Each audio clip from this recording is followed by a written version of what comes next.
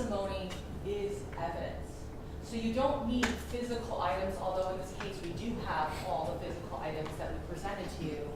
But if you believe Larry Washington, if you believe Michelle Washington, when they came in and talked to you about their neighbor trying to get help because she had just been raped and stabbed, that is enough for you to believe that's what happened.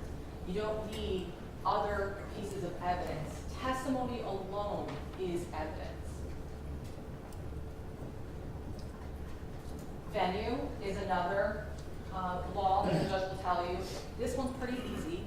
I think that there's no question in this case that John Sumter was stabbed in his home. He was found exactly where he was stabbed. And then Pamela Sumter, obviously through the physical evidence, you can see that the assault started in her bedroom, and then she ended up coming down and to her neighbors. There's no question that the Treehills Parkway residence was here in DeKalb County. But we do have to prove that to you, so just let you know that as long as the crime could have happened here, that's enough for venue. But I don't think there's a question about that here in this case. So let's talk now about the actual charges against this defendant.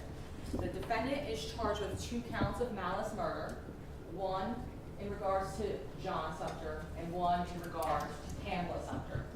The elements of malice murder is the unlawful with malice aforethought causing the death of a human being, and the way it's charged here is by stabbing. So let's talk about what malice is. There's 2 different types of malice when we talk about malice murder. There's express malice, which is the deliberate intent to take a person's life, shown by external circumstances, and implied malice. There's no considerable provocation, and circumstances show an abandoned or malignant harm. There's no premeditation required. It can be formed in an instant, and in a moment, and instantly, a mortal wound can be inflicted. So what essentially malice is, when we're looking at it, is this defendant didn't need to have the premeditation or motive to go and kill people that day, right? That is not what the state needs to prove. The state does not even need to prove that when he got there, he decided, let me kill these people that day. In the actions that he made throughout the course of that night, the way Pamela described the fact that after she had been strangled and raped, she was then stabbed. She went unconscious. And then when she came to, she was then beaten and smothered to death. I don't think there's a question, especially about Pamela, what his intent was. His intent was to make sure all the witnesses were dead that day, to make sure his victim was dead and couldn't tell you the story about how he brutally attacked and killed her. And the same thing with John. By the type of injuries he had, stab wounds to his torso, it's clear what the defendant's intentions were on that day. Legal malice is not ill will or hatred. It's a killing without justification, excuse, or mitigation in the state of Georgia.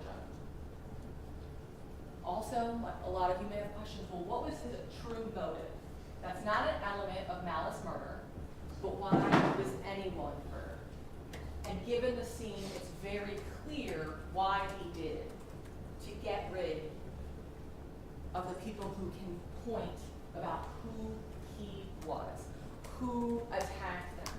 It's clear that's why he killed them. So that way, there was no one that can say it was Kenneth Perry. The next 2 charges in this case are felony murder. And so felony murder, the biggest absence is that malice aforethought that is in malice murder. Essentially, in the state of Georgia, there's also a murder charge where if you are committing a felony, and during the commission of that felony, the way it's charged here is aggravated assault, and you cause the death of another human being, the way it's charged is by stabbing. So he didn't have to have that premeditation. He didn't have to have that malice in order to prove felony murder. If you believe simply by stabbing these people, they died, that's all that's necessary for the charge of felony murder. He's charged with aggravated assault, and it was in two different manners. In this case, what aggravated assault means is an assault upon a person with an object, when used offensively, is likely to or does result in serious bodily injury. I don't think there's a question here. By stabbing these victims, they caused serious bodily injury. They died because of it. An offensive weapon is not required to be admitted to evidence. Yes, would we have loved to have found that knife in property and be able to bring it to you? Yes. However, that's not an element in this charge. You saw the photographs on scene, in the video on scene, and the knife being pretty close to John. You heard from the medical examiner describing that these are stab wounds, right? So you don't need the physical object itself to determine whether or not it was an object that was used offensively. It's pretty clear from the actual physical evidence and the injuries that both John and Pamela sustained. There's also a count for aggravated assault based on strangulation.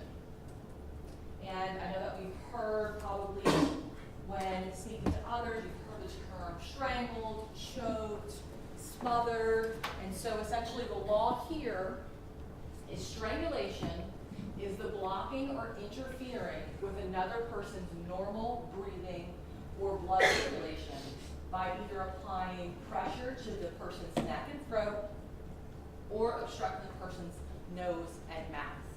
The reason why strangulation is something that can cause death or likely to result in serious bodily injury for aggravated assault is the next step after cutting off someone's ability to breathe is death. It's one thing if a person punches another, you don't expect them to have a serious bodily injury necessarily. But the next step after cutting someone's ability to breathe is death.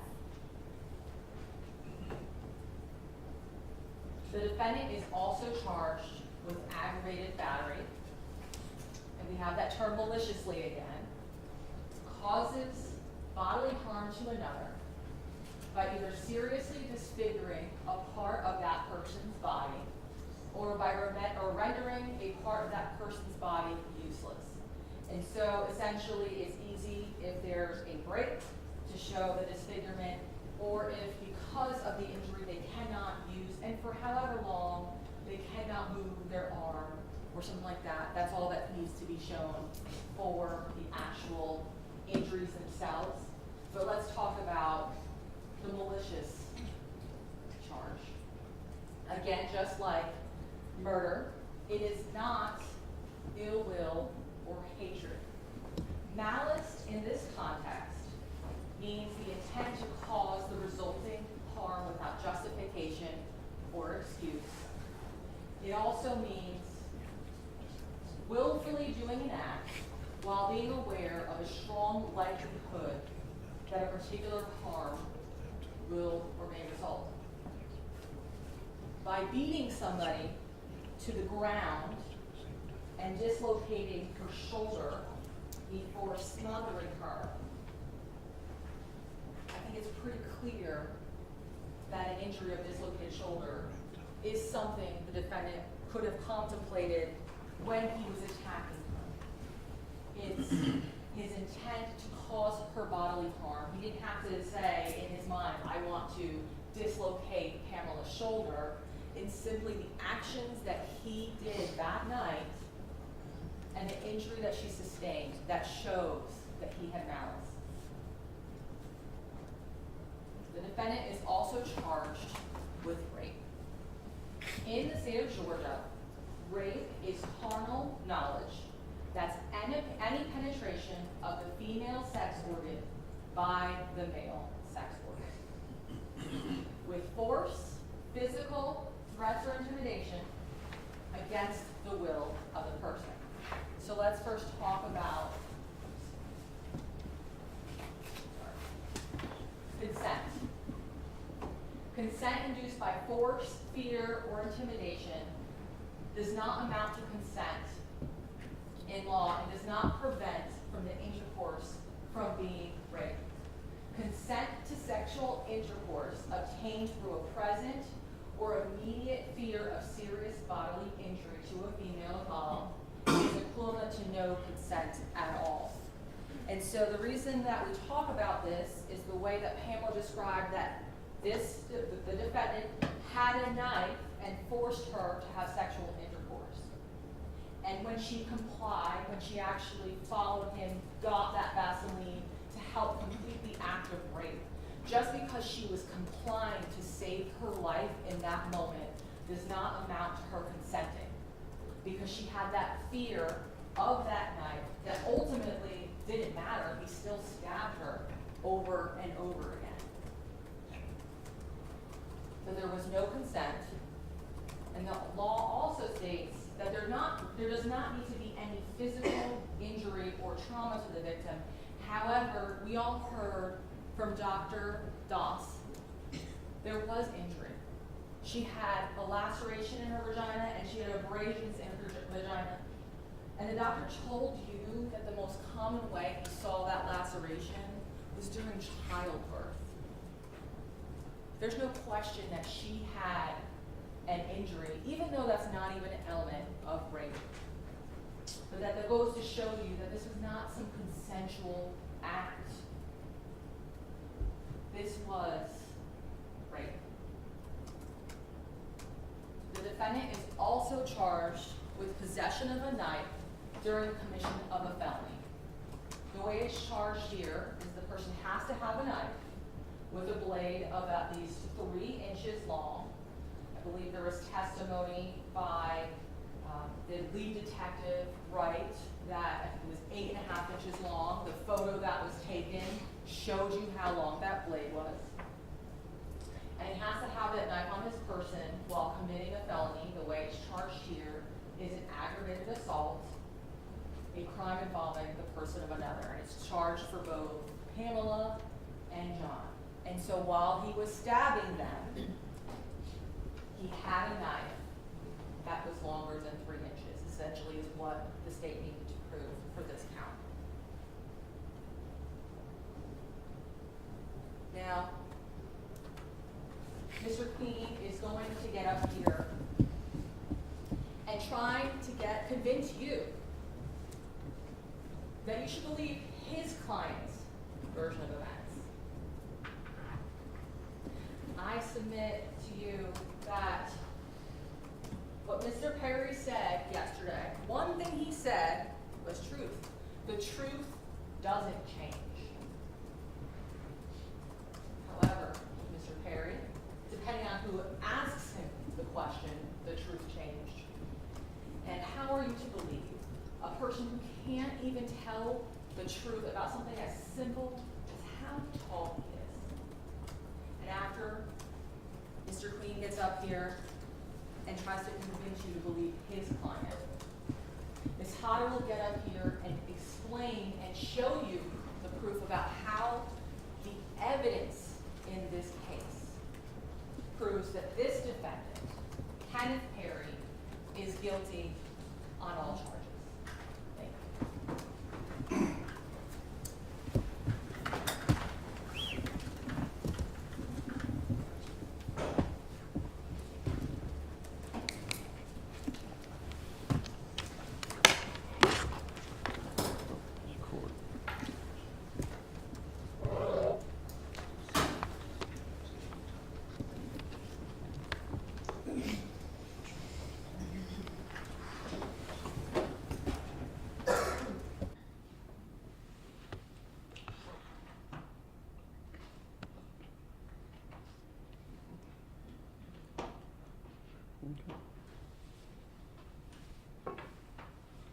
And good morning, ladies and gentlemen. Good morning. Thank you for your time and for your efforts. It's been a long week with some change. So we had a little break in there. We appreciate you taking this time out to help us resolve this case. State of Georgia versus Kenneth Perry. Thank you. And Ms. Romanowski, she's close, but she's not right. I'm not going to tell you to believe him, believe her. I'm going to tell you to look at the evidence. I'm going to tell you to look at the law. I'm going to tell you to make a decision based on what the evidence is and what the law is in this case. Let's go through a couple things.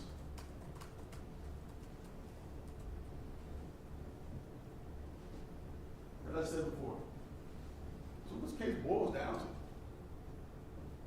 DNA in the fingerprints. That's what it boils down to. Now the state, they're going to try to tell you about, well, we have this, and we have this, and we have this.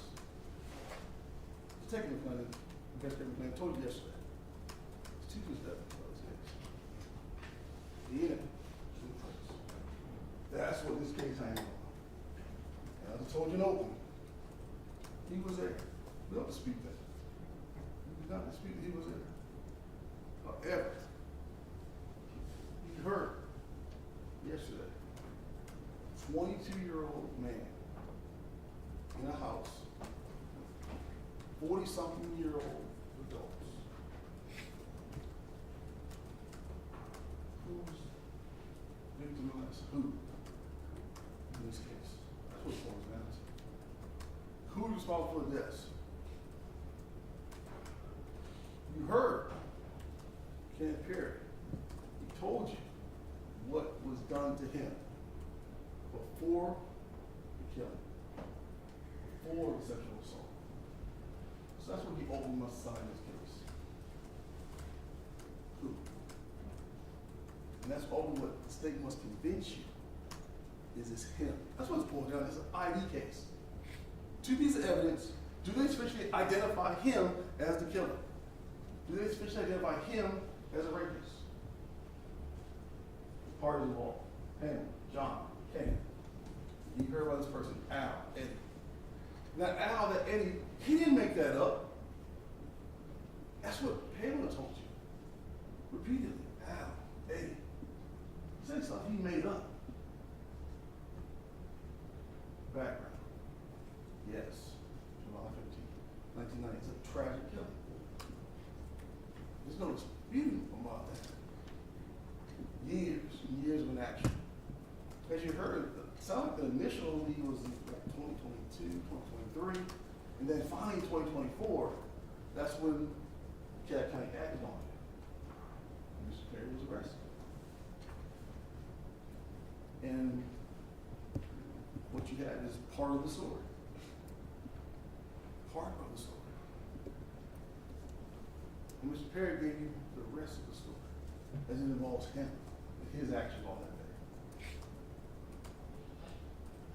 Your timeline went through it. You already know this. July 1990, we have the killings, we have a preliminary match from Mr. Perry, then later he's arrested. Then we have what's called a confirmation announcement of Mr. Perry, and then yes, finally, March 2025, here we are. For trial, for resolution, for you to decide whether or not the state has really presented evidence sufficient to convict him of these crimes. Housekeeping, now on the back end of things. The judge is going to tell you, first thing in your job, what's your first job? He's going to be your foreperson. Who's the foreperson? The foreperson acts as an intermediary between the court and the jury. Foreperson, one of your numbers is going to sign the indictment, sign the verdict form. One of your numbers is going to make the notes, send them to the court when necessary, correspond. Let us know you have questions. Now, the foreperson is not necessarily a project manager. Foreperson is someone who helps, hey, make sure everybody gets their voice heard. Because each of you is juror 1, and collectively juror 12. So at the end of the day, each of you must be able to stand forward and say, yes, that's my verdict. That's the verdict I reached in this case. Now, as I mentioned earlier, the things you heard, the things you saw, most of them one time, one and done. I see many of you were taking notes, many of you are still taking notes, which is great. If you don't need notes, if you got it in your head, that's great as well. Use whatever method works for you. As I said, for your request in writing, you knock on the door, Debbie Cornelia, sit home, get your note, give it to the judge, we'll talk about it, and the judge answer the question. That's the way it works. Now, unlike in television, this young lady, she's not going to be able to tell you everything that was said. Cameraman's over there, but he's not going to replay it for you. So collectively, you have to decide what was the actual evidence. What did you hear in this case? Let's get to the heart of the matter.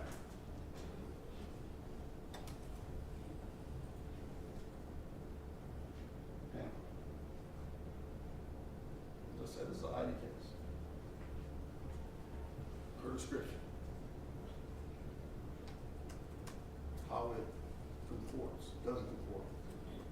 Sounds like, looks like Kenneth Perry. That's what the crux of this case is. And Detective McClellan, I went through it a little bit.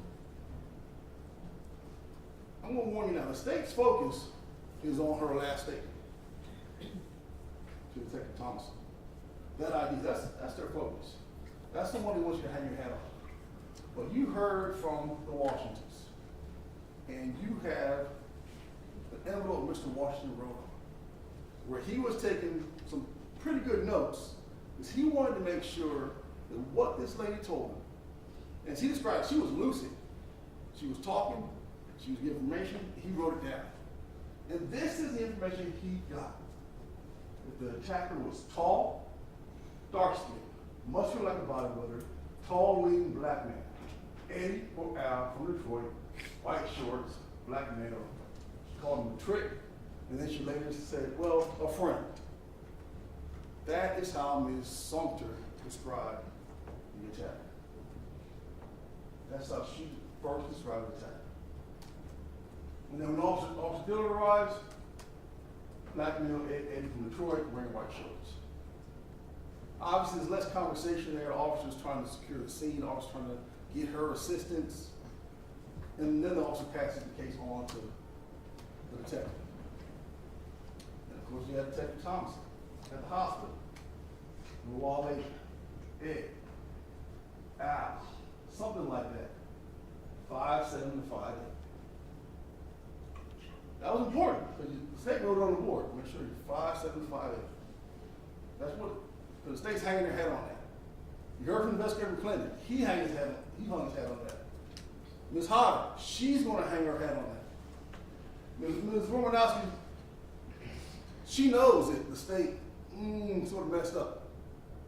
When McClendon said 5'11", they shut it because it doesn't go along with their narrative. The narrative is 5'7", 5'8". Why? Because they want to say Mr. Perry's 5'9". They want to put him close, like a bodybuilder, mid-20s, early 30s. Yesterday, when Ms. Hodder was cross-examining Mr. Perry, Ms. Hodder, she made sure, she kept on getting out. When Pamela said that her attacker was in his 20s, when Pamela said he was in his 20s, why? Because that's what you want to hang your hat on. She told you, mid-20s, early 30s. What we know is Kenneth Perry was 22. He doesn't fall in this category. He doesn't fit. But the state's trying to squeeze him in there, as if he does. Mid-20s. So the state's trying to shoehorn him into this description.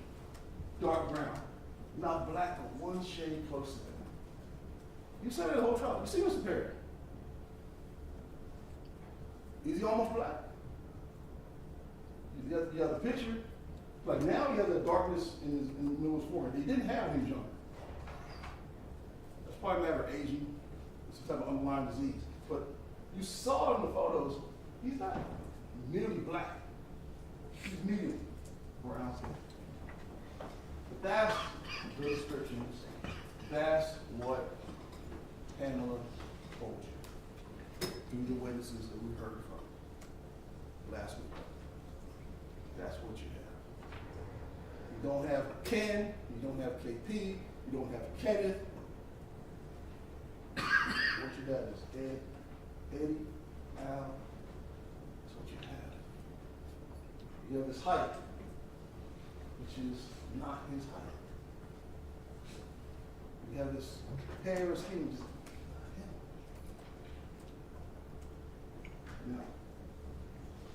Then you heard yesterday from Kenneth. Kenneth told you. From day one, we said he was there. He described how he ended up there. 40-something-year-old man, driving down the street, picked him up. Took him there, said, hey, wait here for a minute.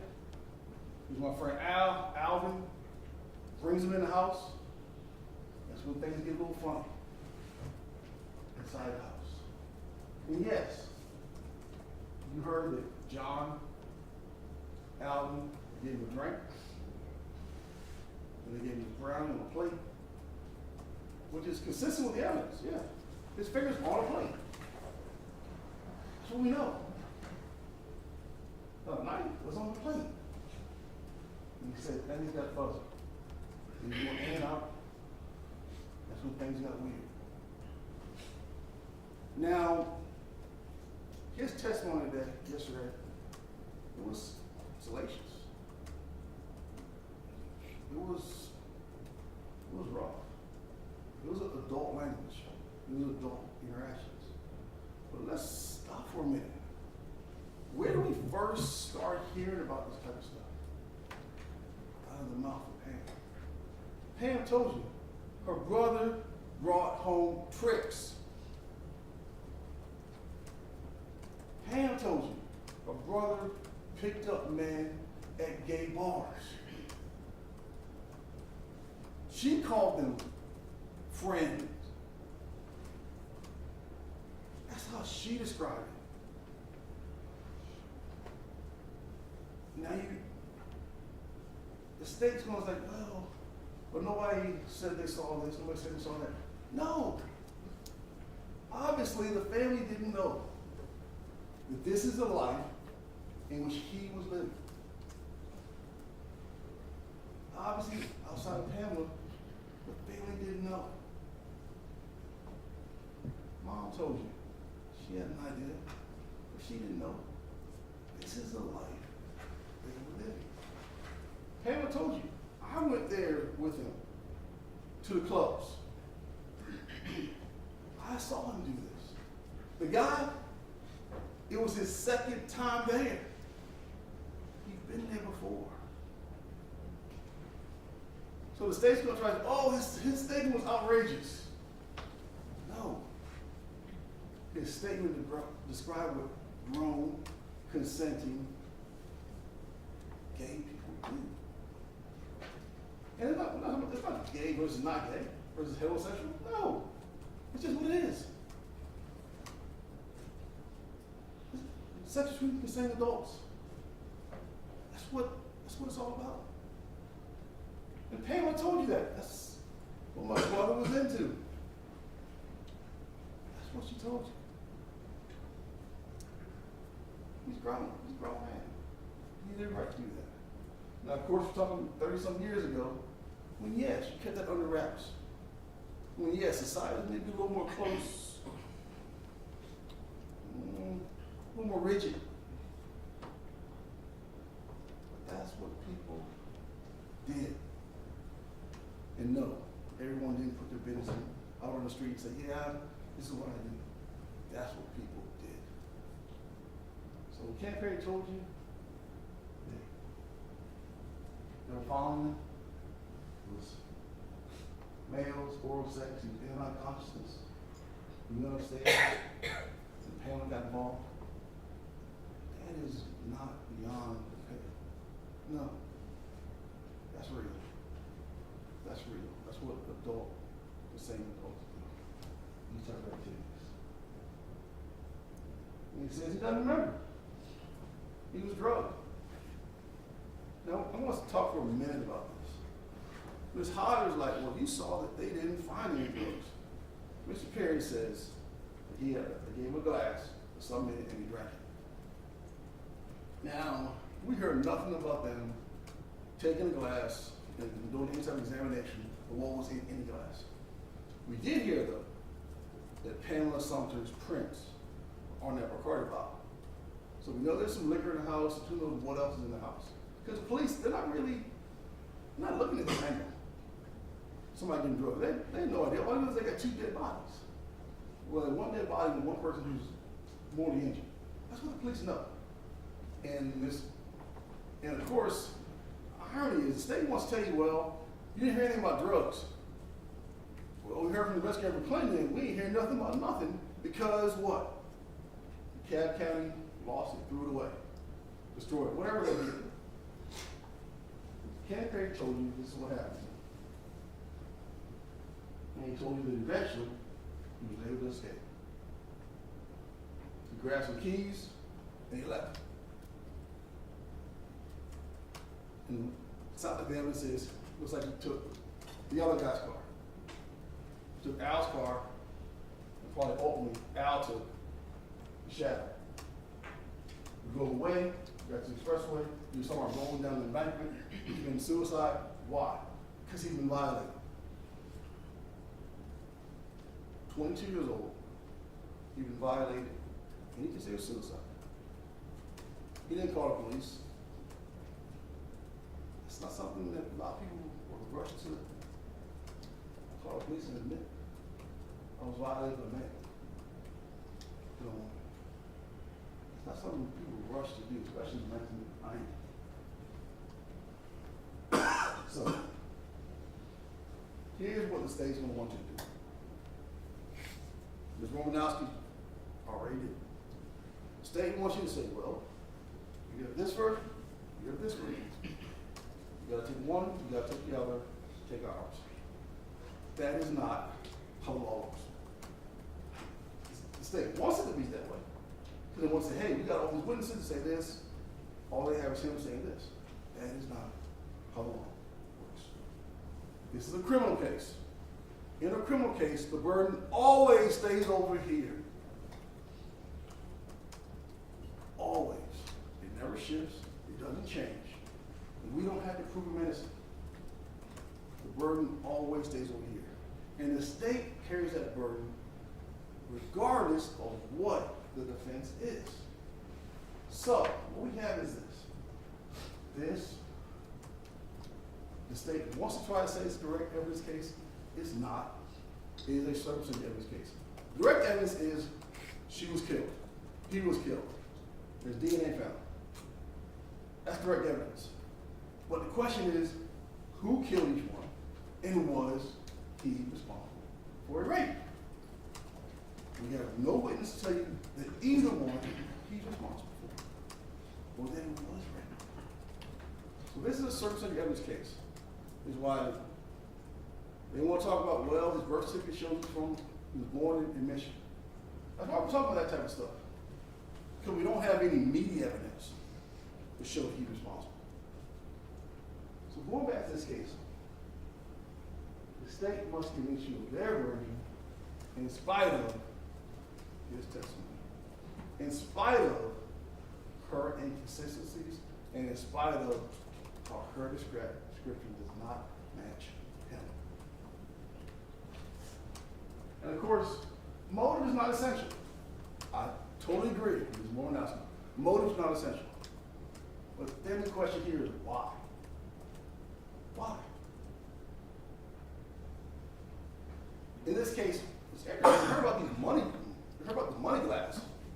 When we hear about the money glass, whose fingers are on it? John's.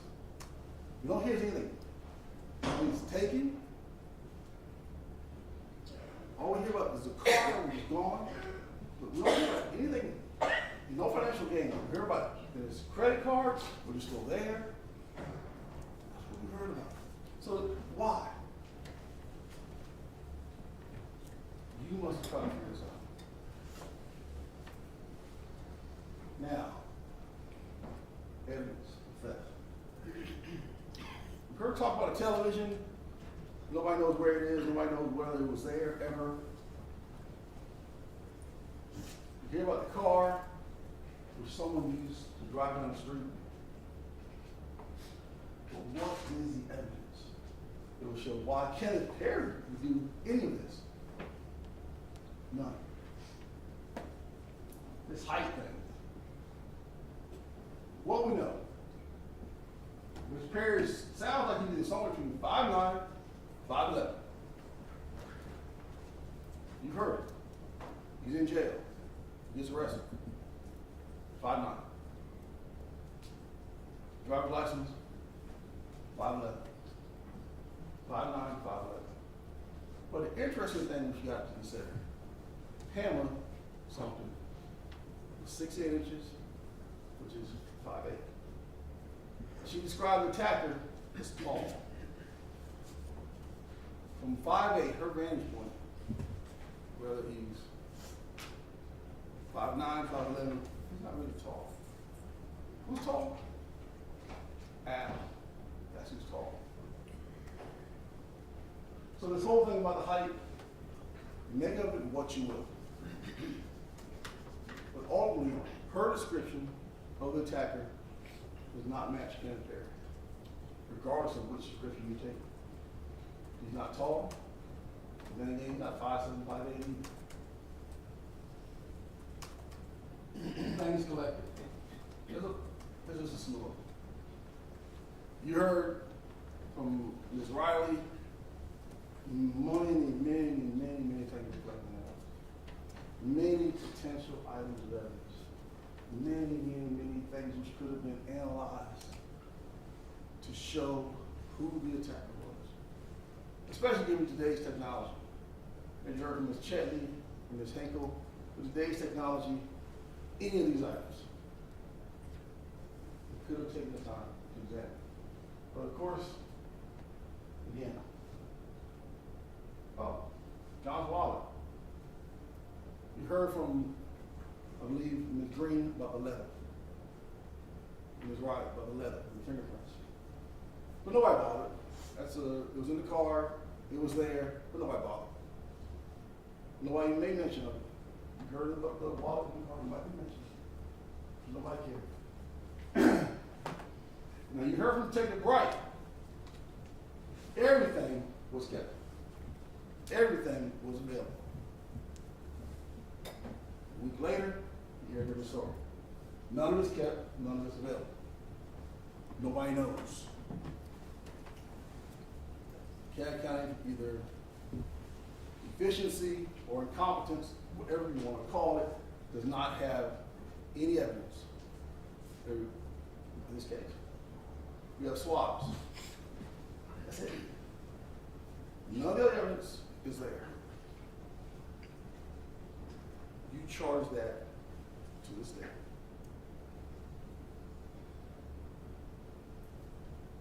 That weighs against the state.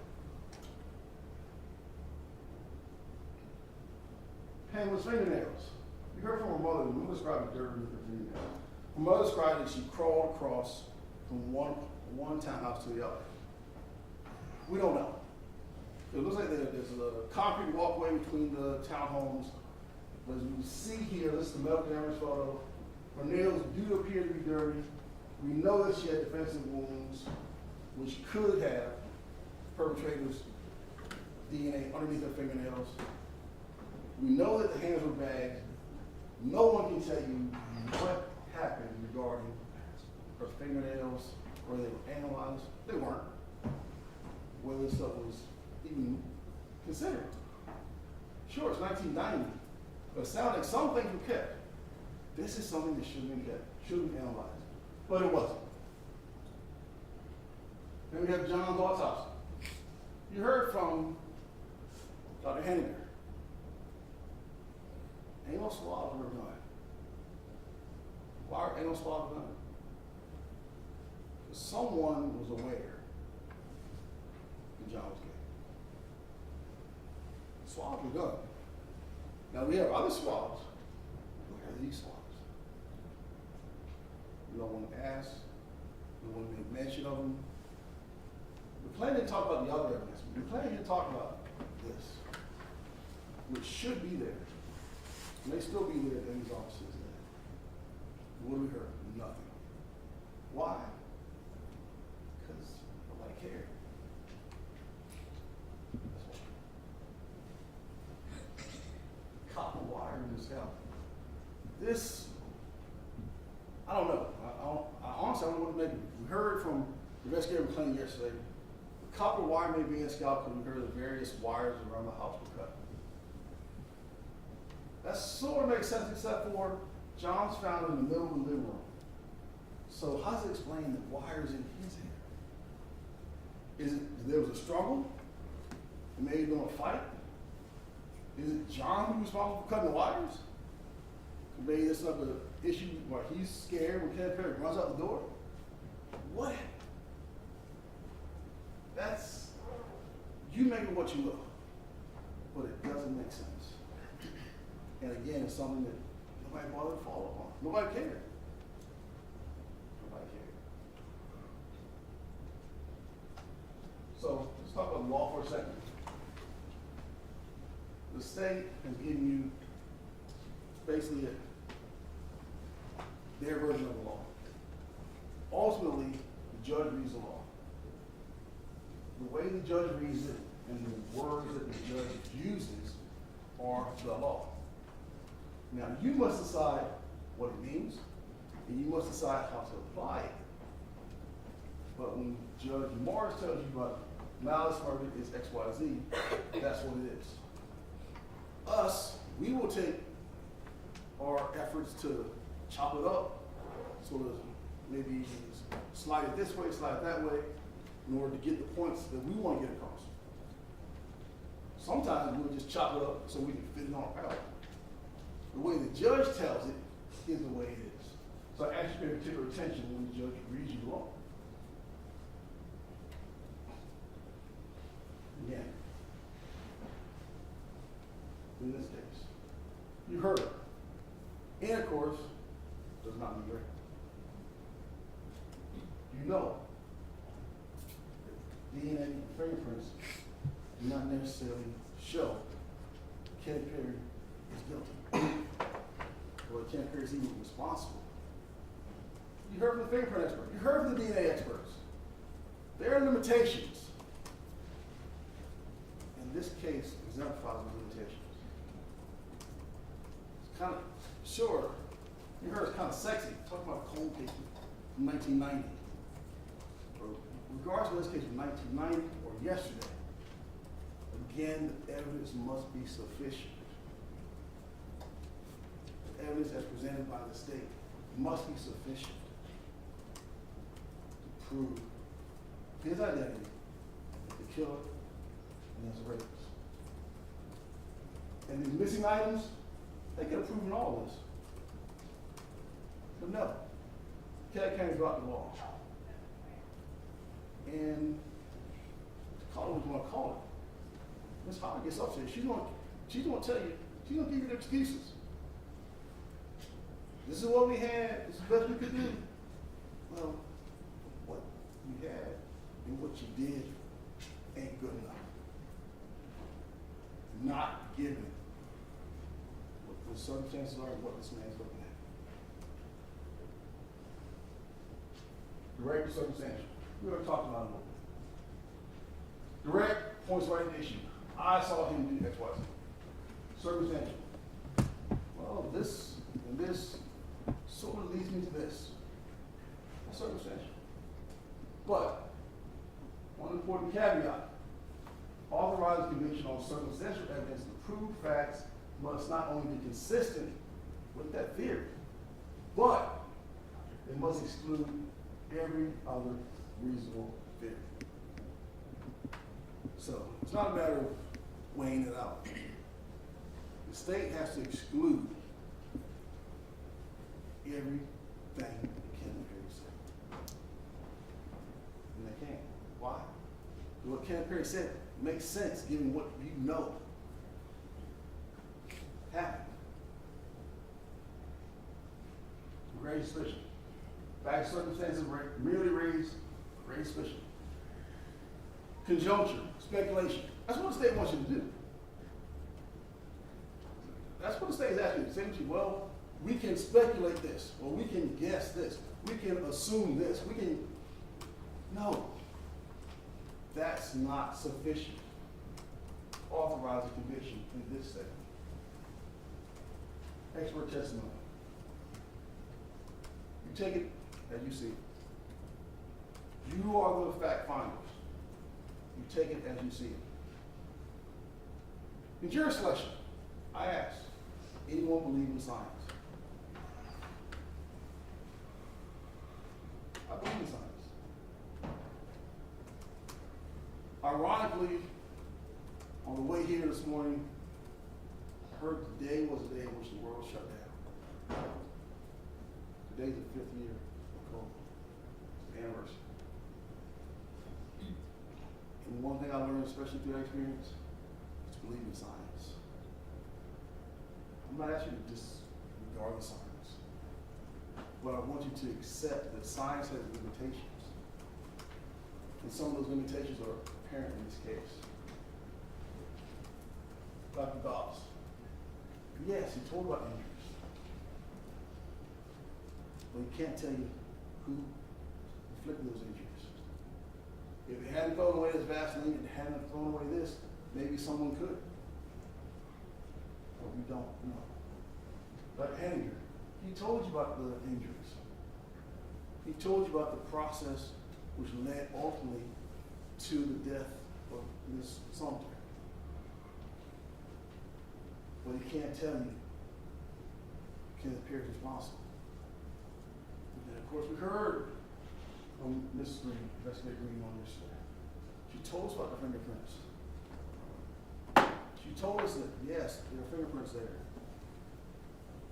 Not particularly in places where it answers the question. Now, ironically, and I'm going to mention it, but I'm not going to place any stock in it. When you heard from Ms. Riley, I think she told you last week, you can even get fingerprints off bodies. That's hard. And that's a lot to ask for, especially in these circumstances. She told you that. I've seen it done, she said. I'm not throwing that red herring out there. All I'm asking you to do is to accept there are limitations. Limitations in this case, limitations in every case. Ms. Hankel, Ms. Chet, you heard from them on yesterday. Yes, we can tell you about the DNA. We can tell you what it shows. But we can't tell you that Kenneth Perry is guilty. That's what they told you. Let's talk a little bit further. So, what we have is these two matches. Kenneth Perry. Doorknob, plate. Kenneth Perry told you about the plate. Kenneth Perry told you about the doorknob. Then we heard that there's hundreds of other fingerprints. Most of them are poor quality, and you can't identify anyone. Don't identify him, don't identify Pamela, don't identify John, or anyone. So those fingerprints and those unknowns, yes, they could be anyone. That's just the facts. Nobody, that's undeniable. It could be anyone. Then we have the DNA. It doesn't take whether it's consensual or non-consensual sex. Then there's this issue about sperm. How long does it last? We heard on one end around 3, and we heard on the other end 9. And then we heard actually Dr. Dawes, he said around hours. Even though the DNA people, we heard 3, 96 hours, and we heard 9 days. And Ms. Chetney, she mentioned how some more recent studies, the DNA may last, the sperm may last up to 9 days. Regardless, it doesn't show Kenneth Perry is guilty. And then, of course, the assault, Pamela Sumter. We hear in Kenneth's story that he's downstairs with John. Alan is nowhere to be found. Where is Alan? Where is Alan? Is he upstairs assaulting Pam? We don't know. And then later he comes down the steps and he attacks Mr. Perry's room. That's what we heard. We've heard nothing inconsistent with that. We heard nothing inconsistent with the fact that did Alan go upstairs, stab her to death, and then stab John to death? The state's theory is that John dies first, and then Pamela dies. I think that's generally the state's theory. But when we see the knife is downstairs, the knife is left down there by John. So which way did it happen? It's possible she actually gets stabbed first. She says she's unconscious. Alvin goes downstairs, gets to argument with John, stabs him, and then leaves. Sometime after Mr. Perry's already gone. We don't know. And then one thing in which investigator Clinton didn't admit is blood. He tried to explain to me how, well, based on my experience, the blood wouldn't have shown anything. Well, the thing is this. Given what you had, why not test it? And his response is not that we couldn't, he said we just didn't. That's what the state chose to do, not test. The little bit of evidence they had, 2024. I did. That's what it boils down to. It's for you to determine where the state proved beyond a reasonable doubt that Kenneth Perry did this. That's what the state has to do. Beyond a reasonable doubt.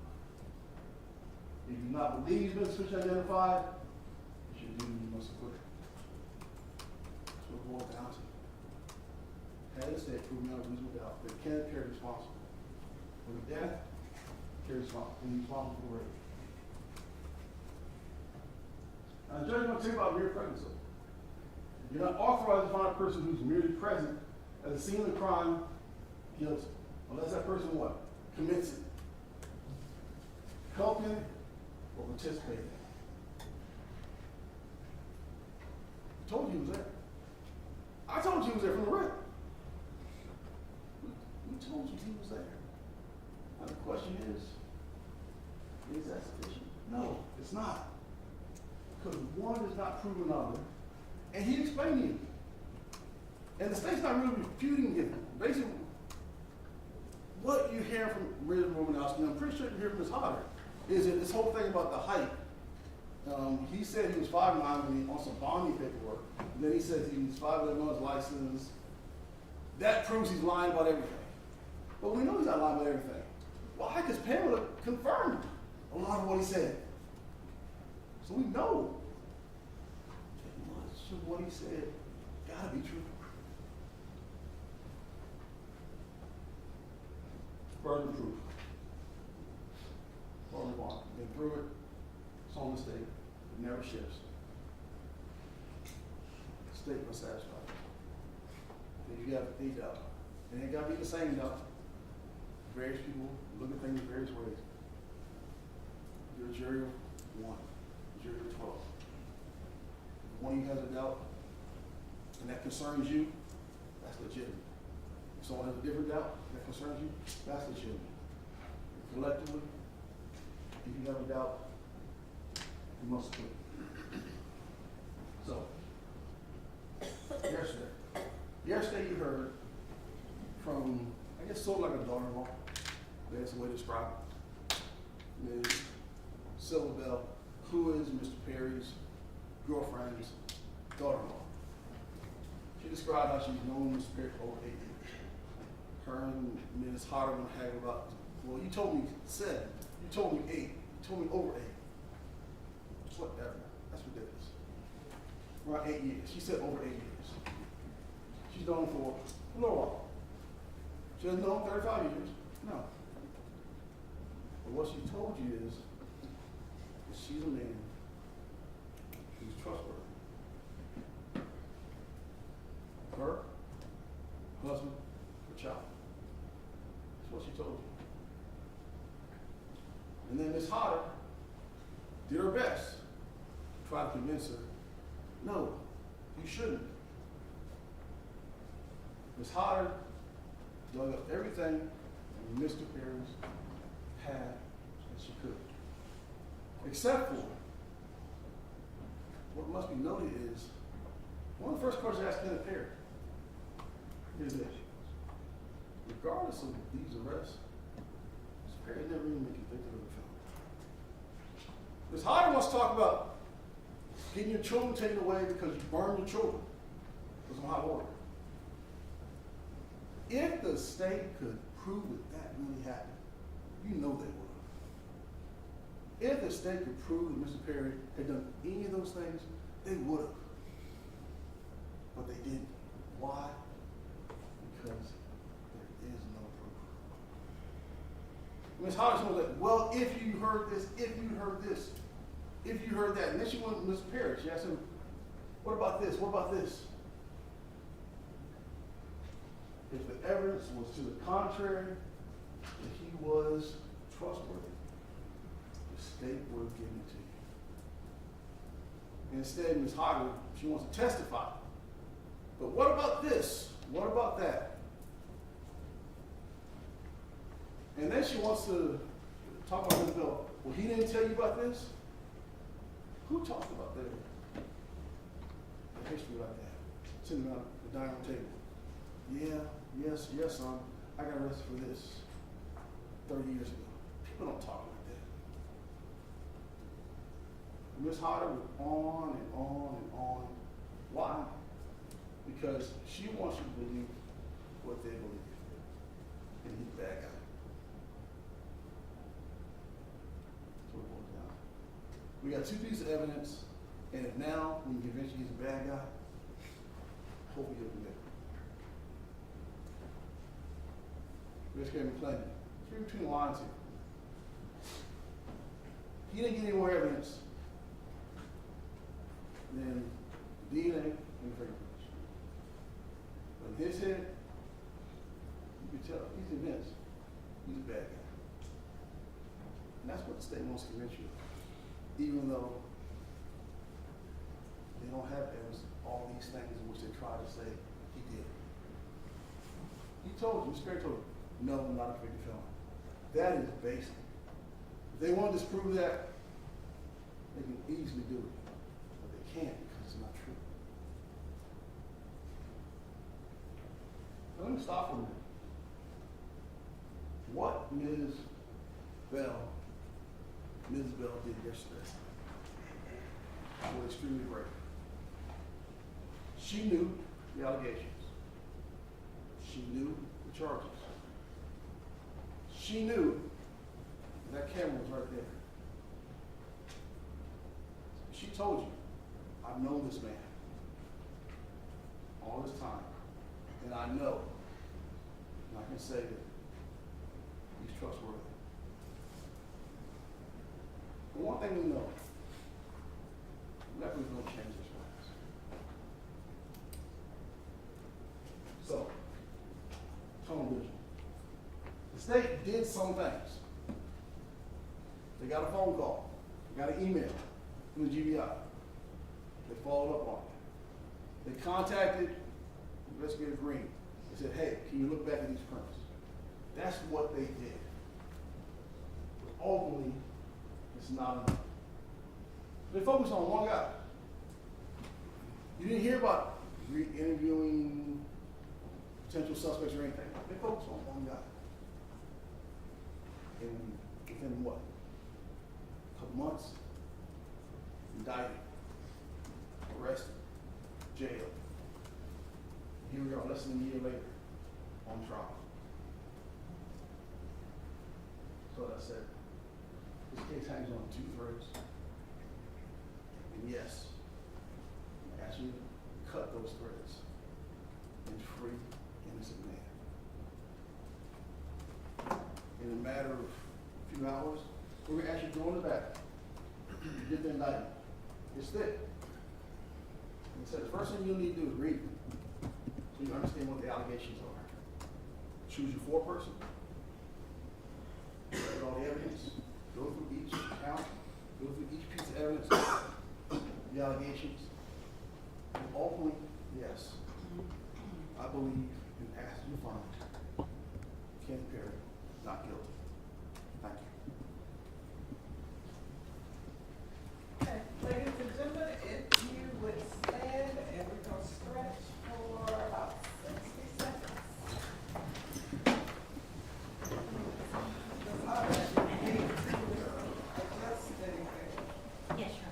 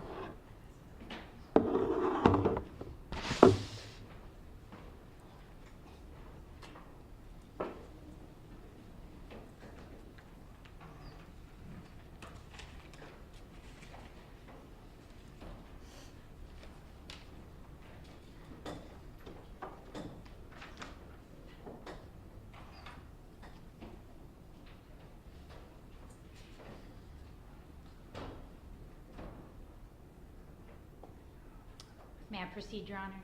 Yes. Thank you. Kenneth Perry showed you yesterday exactly who he is. Kenneth Perry showed you that he is a man totally devoid of any character. I want you to think about this. The state absolutely bears the burden of proving this case beyond a reasonable doubt, each and every element. The defense could say nothing. They could not call a single witness, not testify, and we still have the responsibility of proving everything, bringing you everything. But the defense made a choice to present evidence in this case.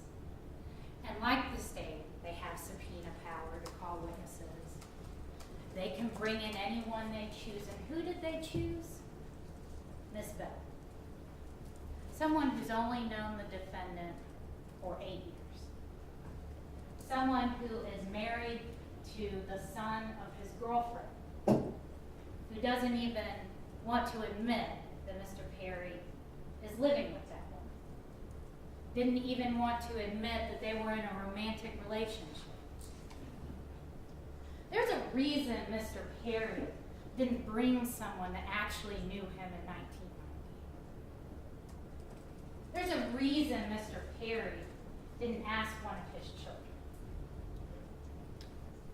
Mr. Perry doesn't want you to know what he looked like in 1990. Mr. Perry doesn't want you to know where he lived in 1990. And he certainly doesn't want you to know how he behaved in 1990. And that's why Ms. Bell was here. Because Ms. Bell can only testify to what she knows from the last 8 years, which is completely irrelevant to the time period that we're talking about, July 15th of 1990. And it's interesting that when Mr. Perry chose to get up and take the stand and testify, what's one of the first things he did. In a trial for murder and for rape, he took the opportunity to disavow his youngest daughter from the first 3 children that he had with Lisa Reed. What does that have to do with anything? What kind of man gets on the stand with the cameras rolling and questions the paternity of his youngest daughter? For what reason? That's the man Kenneth Perry is. That's his character.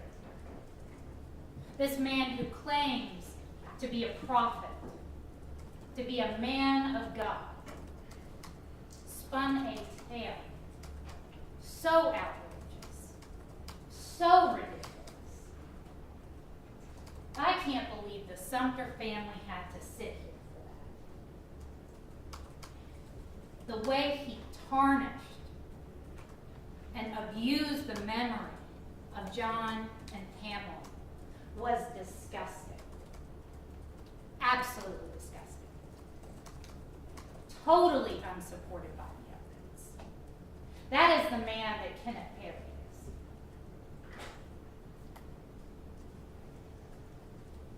Kenneth Perry admitted to what he had to admit to. He had to admit he's from Michigan, that he had recently moved to Georgia, that he had an association with that address that was less than half a mile from where the Sumter's car was abandoned after the murders, that he'd been to the house, his fingerprints are there, and that there had been sexual activity involving Pamela because his DNA was in her brain.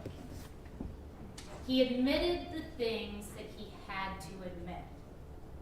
And then he asked you to believe Pamela when she described her attacker,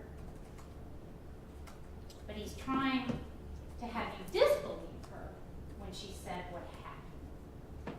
So he wants you to believe her when it's convenient for him, but he tells you to disregard everything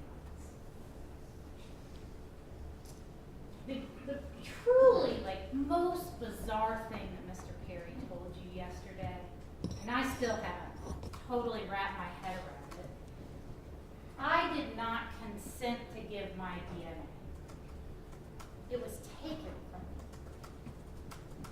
It was taken from me. He described the exact moment of ejaculation. He said Pamela was sitting next to him,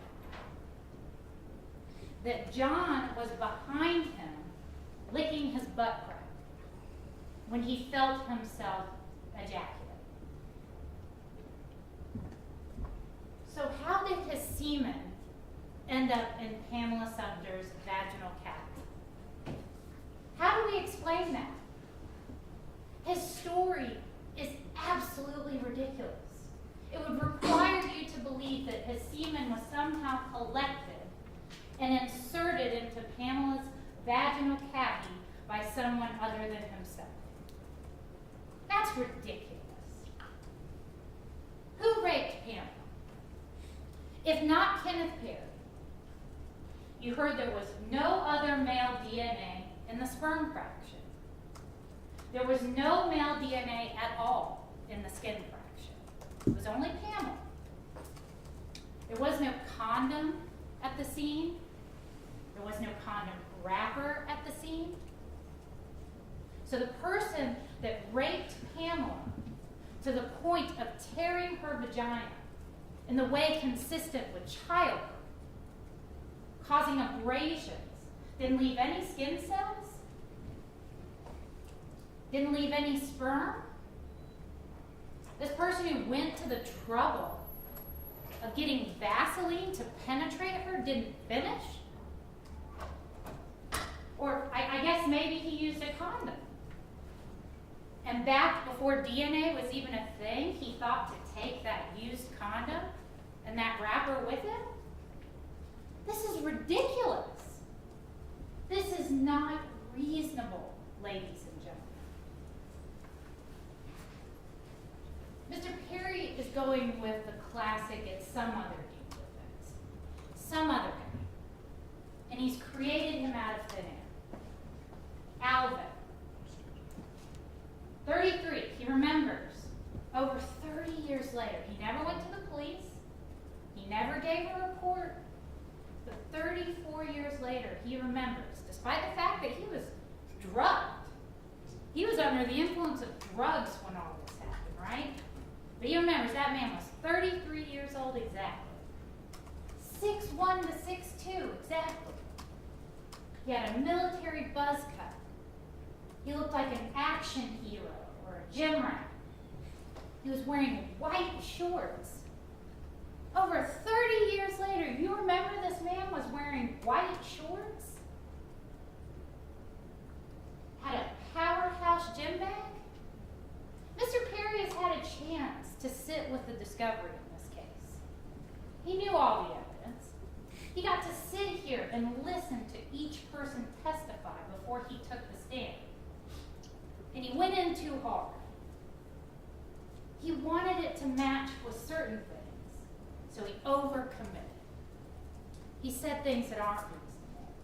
It's not reasonable that over 30 years later, he remembers exactly how old this person was, what color shorts he was wearing. When the detectives arrested him, he didn't even remember John and Pamela's faces. He didn't remember the apartment. People, he said, sexually assaulted him. He wanted to kill himself afterward. But he doesn't remember their faces. He doesn't remember their apartment. But he remembers Alvin. He remembers Alvin's white shorts. This is absolutely ridiculous. Lies, lies, lies.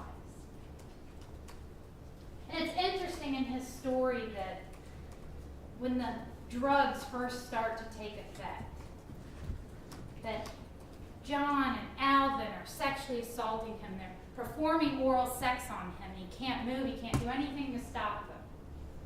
But he can walk up the stairs. When John takes him up to Pamela's room, suddenly his legs work. Suddenly he can move. Remember, whether he's 5'9", 5'10", 5'11", 208 or 230 pounds, he is significantly bigger than Mr. Sumter. Mr. Sumter was 5'6", 125 pounds. He was a petite man. He can't carry Mr. Perry up the stairs. And Mr. Perry didn't even allege that he dragged him up the stairs. He said he walked up the stairs. But then when he gets upstairs, he can't do anything. He can't stop Pamela from pulling him closer. He can't stop John from licking his butt crack. He's frozen again. And then he makes it back downstairs. Again, would have had to walk down the stairs. And he's frozen again. He can't move, and he can't prevent the attack of John downstairs, that third assault that he alleges happened. But he can get up and steal someone's car. He can drive all the way home. This story isn't reasonable. It's not even consistent. He is lying to you.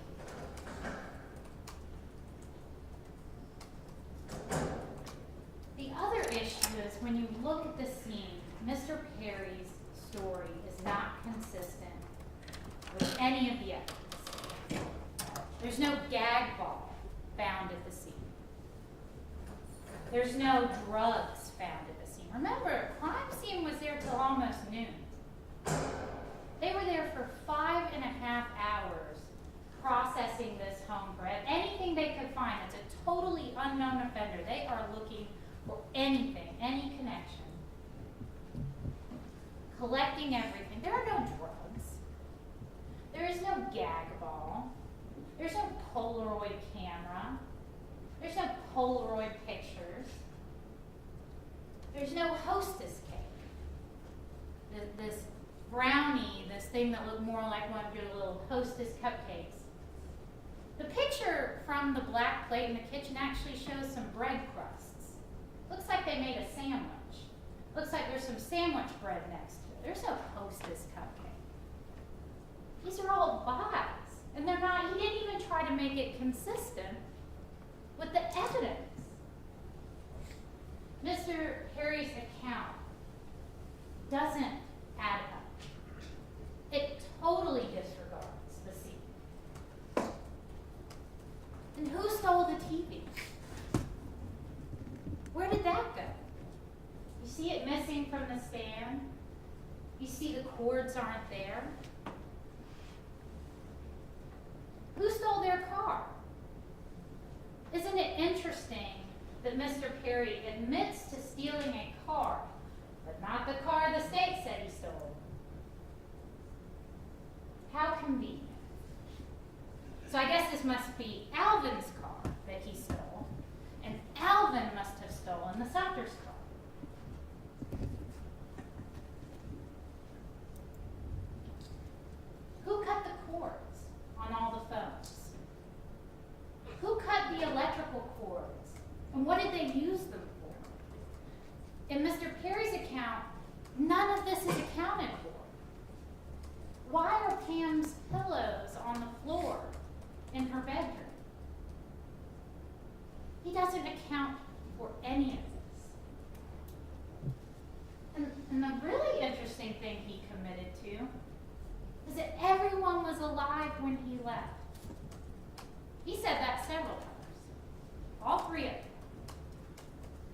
If all three of them were alive when you left, then how do you know that was the night of the murder? He knows because he did it. He knows because he's the murderer.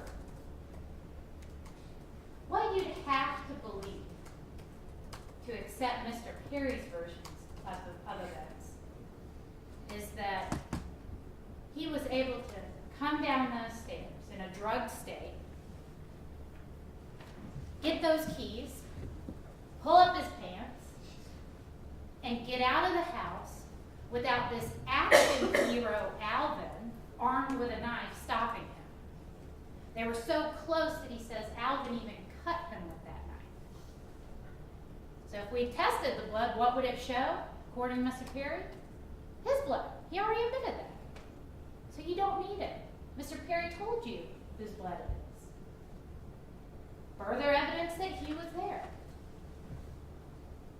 But he expects you to believe he got away from this action hero with a knife, drugged, made it to Alvin's car, and Alvin let him leave in it?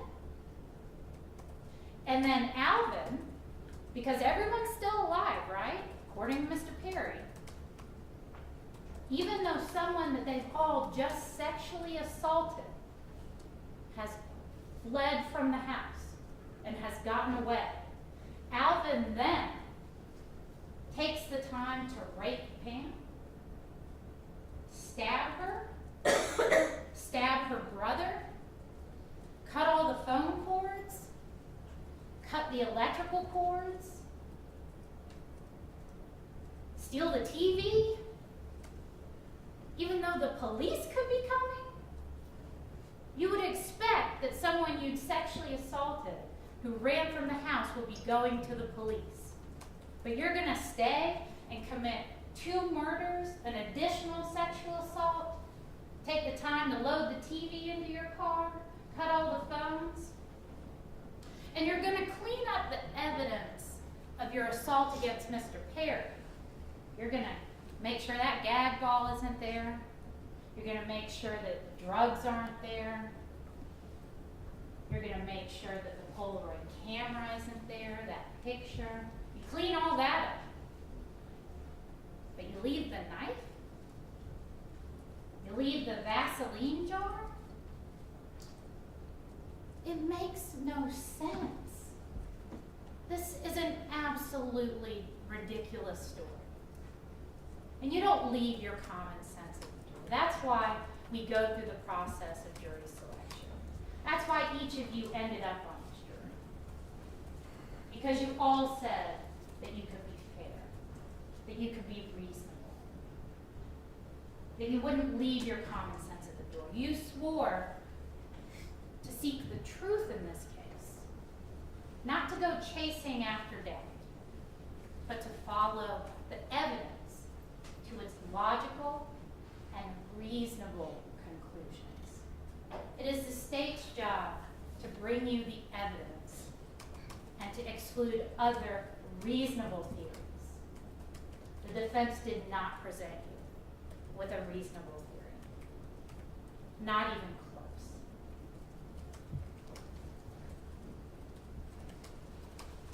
Mr. Perry is not worthy of belief. He demonstrated that yesterday, and you should discount everything he said. He is a liar. That compared, but there's one thing we agree about, and that's that the truth never changes. We know that from Pamela. Pamela is worthy of belief. And Pamela spent all of her last strength and energy telling the police who did this, giving each of you everything that you need to hold this man responsible. Pamela Sumter reported being celibate for years. Evidence is consistent with that. You heard how her attacker had trouble penetrating her, how they had to get Vaseline, and there is, in fact, a jar of Vaseline in the crime scene video on her bed.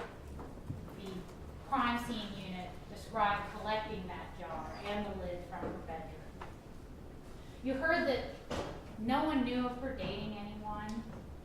No one saw her with any men. No one saw men coming to and from the house. Mr. Queen is hoping you won't remember the testimony correctly, but you can go back and listen to Pamela's interview. She said John hadn't done something like this in 15 years. This was out of the ordinary for John. He had not brought someone home like this in 15 years. He wasn't someone who picked up prostitutes. This isn't something he regularly did. But Mr. Perry manipulated him. Mr. Perry took advantage of him, this sweet, quiet, older man, and he manipulated his way into John's home. And John did something that he doesn't normally do. And that's what happened that night. She described one man in her account the whole time, to her neighbors, to the officers, to the detectives, to the medical staff. She took great pains to tell everyone she encountered what she knew about this person. If there was a second man there, a witness, who could have helped identify who had raped and tried to kill her, wouldn't she have said so? Wouldn't she have provided that information to the police? That makes sense. She told them everything else.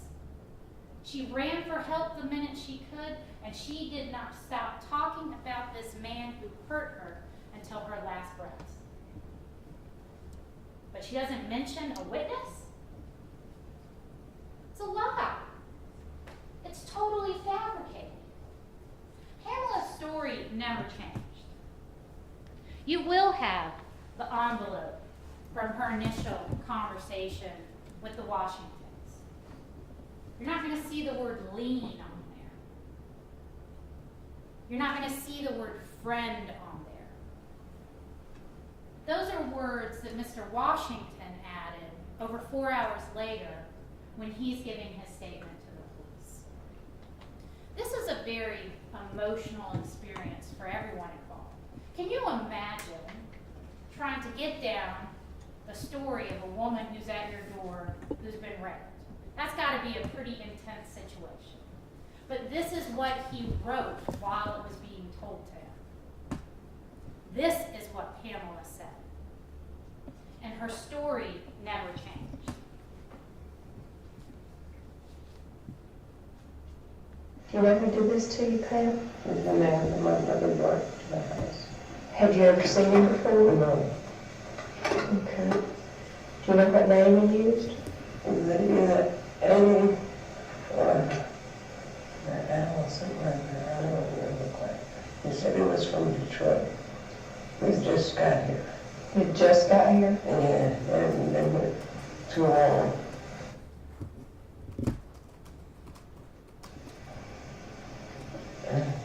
Tell me how big this man was. How tall was he? It's about 5'7", 5'8".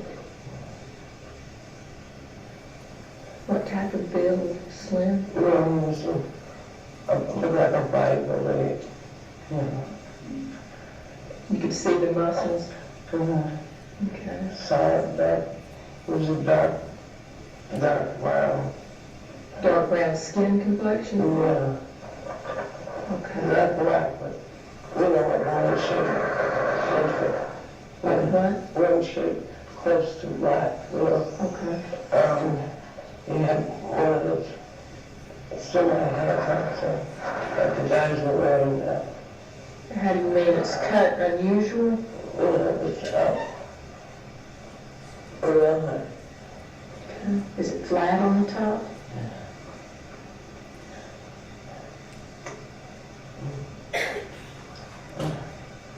It's kind of about like just off the middle. About a half an inch long? Yeah, it was, Okay. Is it cut close on the sides? yeah. Did this man that hurt you look? And we looked around to early 30. It's Kenneth Perry. It's Kenneth Perry. He is absolutely consistent with that description. We can argue about 5'7", 5'8", 5'9", but I mean, you can look at Mr. Perry. You saw him walk to the stand. That man is 5'9", if he's lucky, maybe in shoes. He certainly isn't 5'10".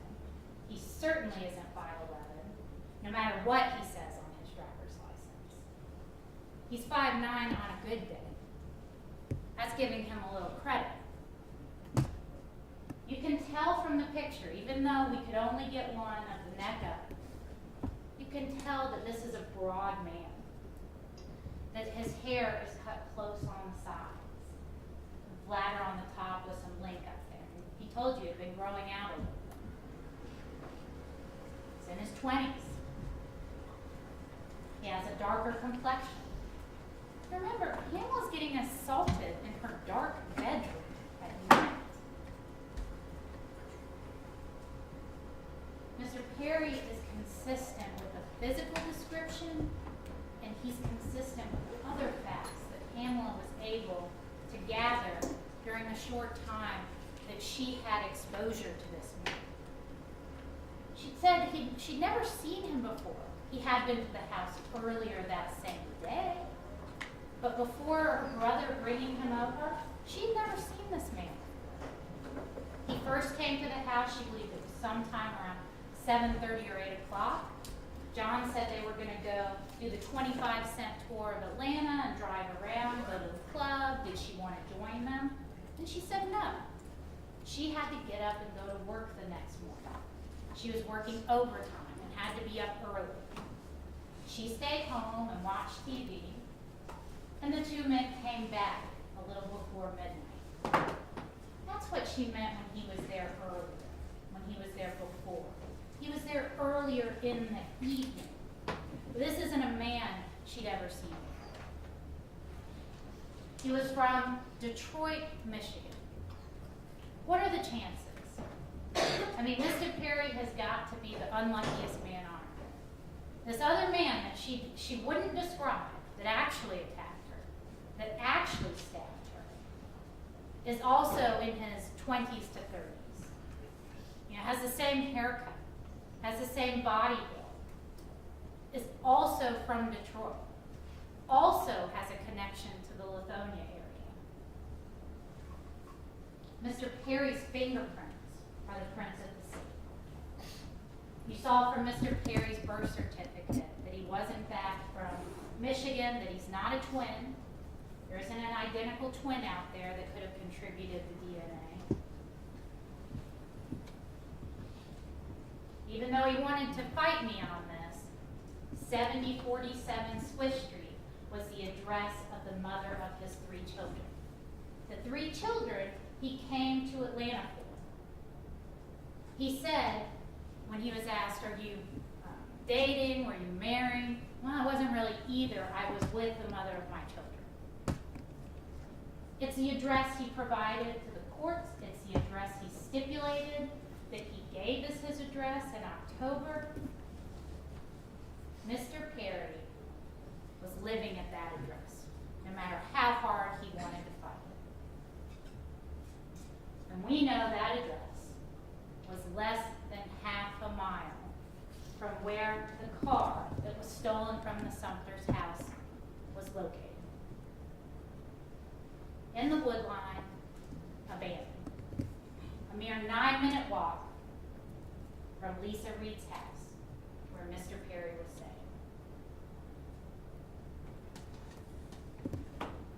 And the fingerprints. The only prints at the scene, the only usable prints at the scene are to John, Pamela, and Mr. Perry. And that is significant. That shows recency. Their brother, who lives in the same apartment complex, who talks to them all the time, and who sees them, his prints weren't even there. And they compared his. That is significant. You heard that both John and Kenneth's prints were on that downstairs bathroom door. You heard that both John and Kenneth's prints were on that black plate in the kitchen. That black plate with the sandwich crusts on it, not the drug brownie as described by Mr. Perry.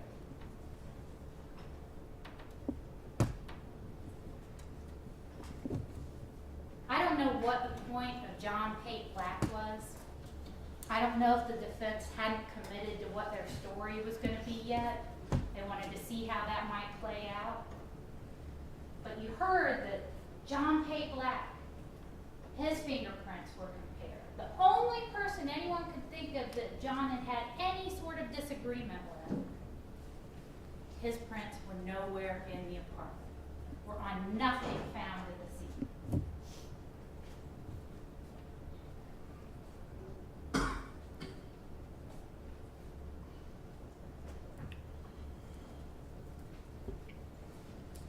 And the other prints didn't belong to anyone in the database, in the national database. No one.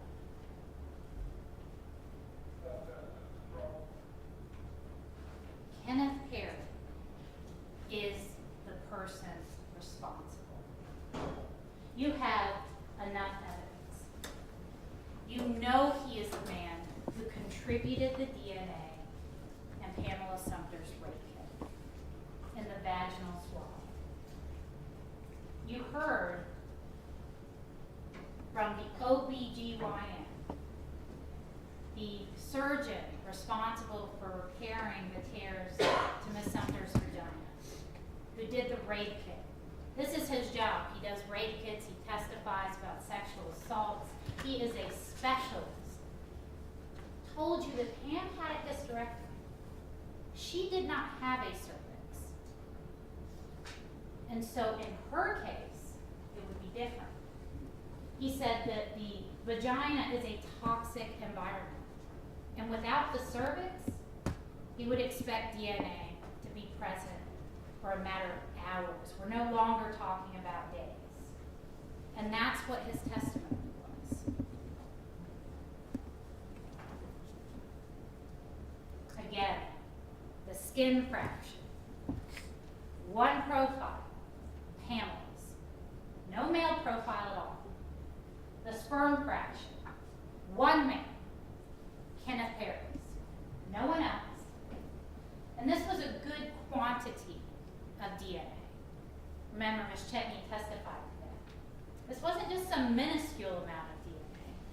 said was a good quantity of DNA, which would be consistent with more recent exposure. Certainly wouldn't be consistent with someone collecting his DNA and inserting it. That's ridiculous. Dr. Doss told you that the tears and trauma to Pamela Sumter's vagina was consistent with a sexual assault. Mr. Perry's story doesn't account for her being sexually assaulted at all. In fact, this was a vicious assault. So bad that she had tears that are consistent with birthing a child. There's no accounting for that in Mr. Perry's version. So who raped Pamela? There's no other male DNA other than Mr. Perry's. There's no male DNA in the skin fraction. There's no condom. There's no condom wrapper. It was Mr. Perry. All the evidence points to him. There's no evidence pointing to anyone else. So if you do what you swore to do and follow the evidence to its logical conclusion, the conclusion is Mr. Perry.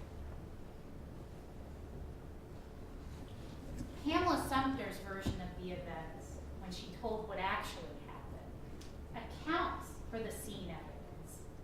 It accounts for why all the phone cords are cut, why the phones are off the hook. She described how she tried to call 911 from her own bedroom, from her brother's bedroom, before crawling down the stairs and going to her neighbor for help. Pamela's story describes the scene and makes sense of it. She explains that the perpetrator cut the cord to her alarm clock and then bound her up with it before he attacked her, before he assaulted her. And that's exactly the evidence you find in her room. The alarm clock sitting on the bed, the cord further down in the sheets with her blood, where she was stabbed and assaulted just as she described.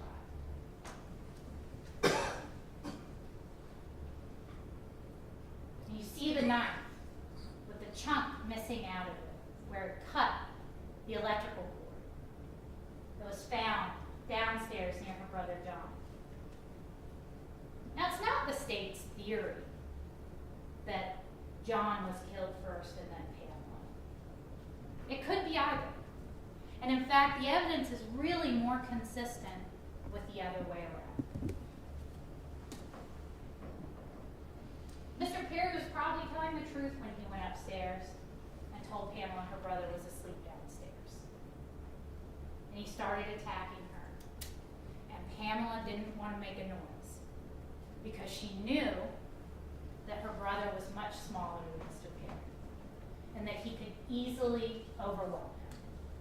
Her brother's a small man, Mr. Perry's a big guy with a knife, so she kept quiet for her brother. Mr. Perry cut the cord to the alarm clock, causing this burn to the knife, taking a chunk out of it, proceeded to tie Pamela up with the cord and rape her. They then made their way to the ground where he put Pamela face down with her hands tied behind her back with the pillow over her head and choked her and smothered her until she pretended to die.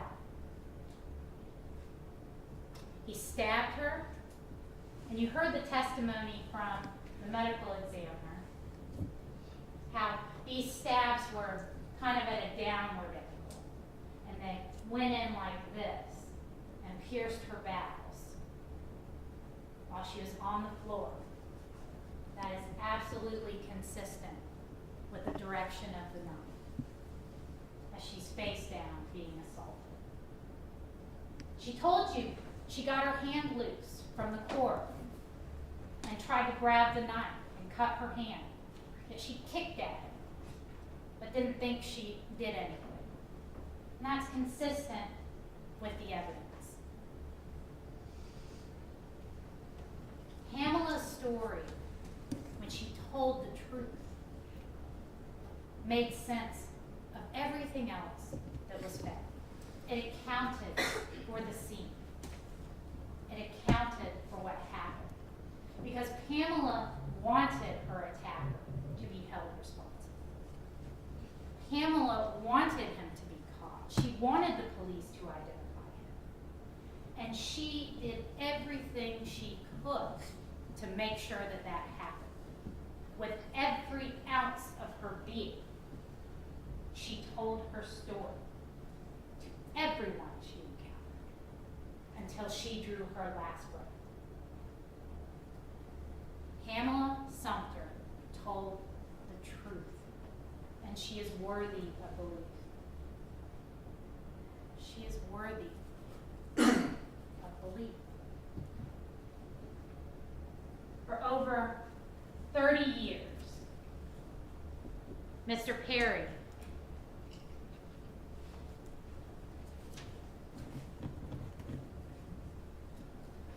has gone through life without answering for what he did that day. For the heinous crimes he committed on July the 15th of 1990. And the Sumter family has lived in a nightmare ever since. The fact that they have then had to come here and sit through that disgusting story is too much. It is time to hold this man accountable. It is time to deliver justice to the Sumter family. It is time to tell Kenneth Perry something he already knows, something he has known for 30 years, and that is that he raped and murdered Pamela Sumter, and he murdered John Sumter. Go back there and do your part. Follow the evidence and find him guilty on each and every count. Thank you. Ladies and gentlemen of the jury, we're going to take a 10-minute break, and then I will bring you back out and instruct you on the law in this case.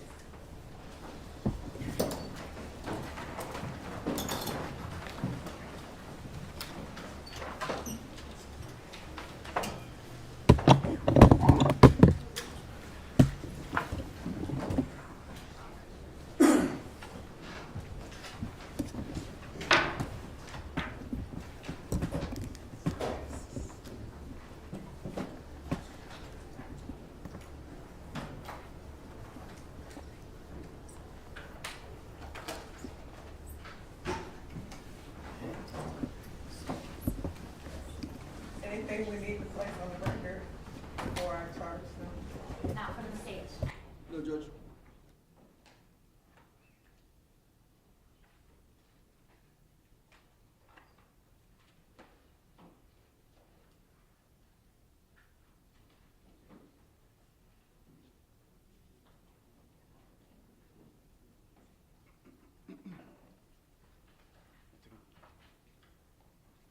Just trying to see if I can take it back. Trying to see if I can take it back.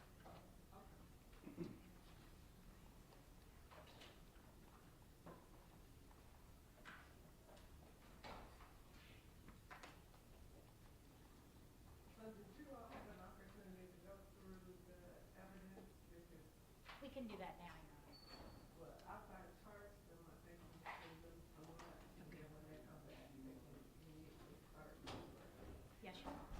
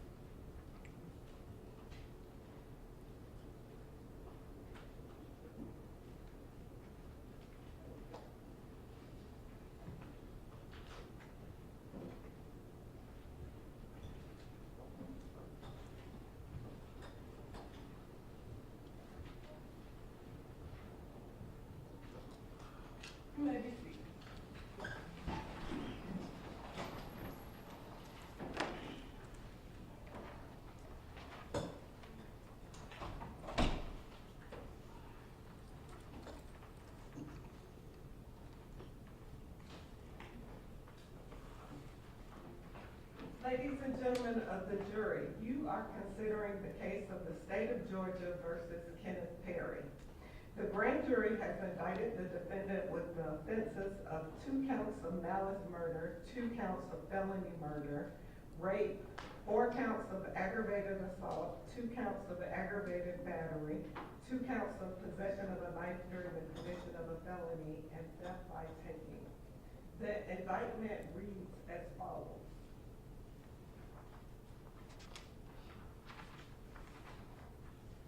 Count 1. The grand jurors aforesaid, in the name of and on behalf of the citizens of the state of Georgia, charge and accuse Kenneth P. Perry with the offense of malice murder in violation of OCGA section 16-5-1 for the said accused person in the county of DeKalb and state of Georgia on or about July 15, 1990, did with malice aforethought cause the death of John Sumner, a human being, by stabbing him, contrary to the laws of said state, the good order, peace, and dignity thereof. Count 2.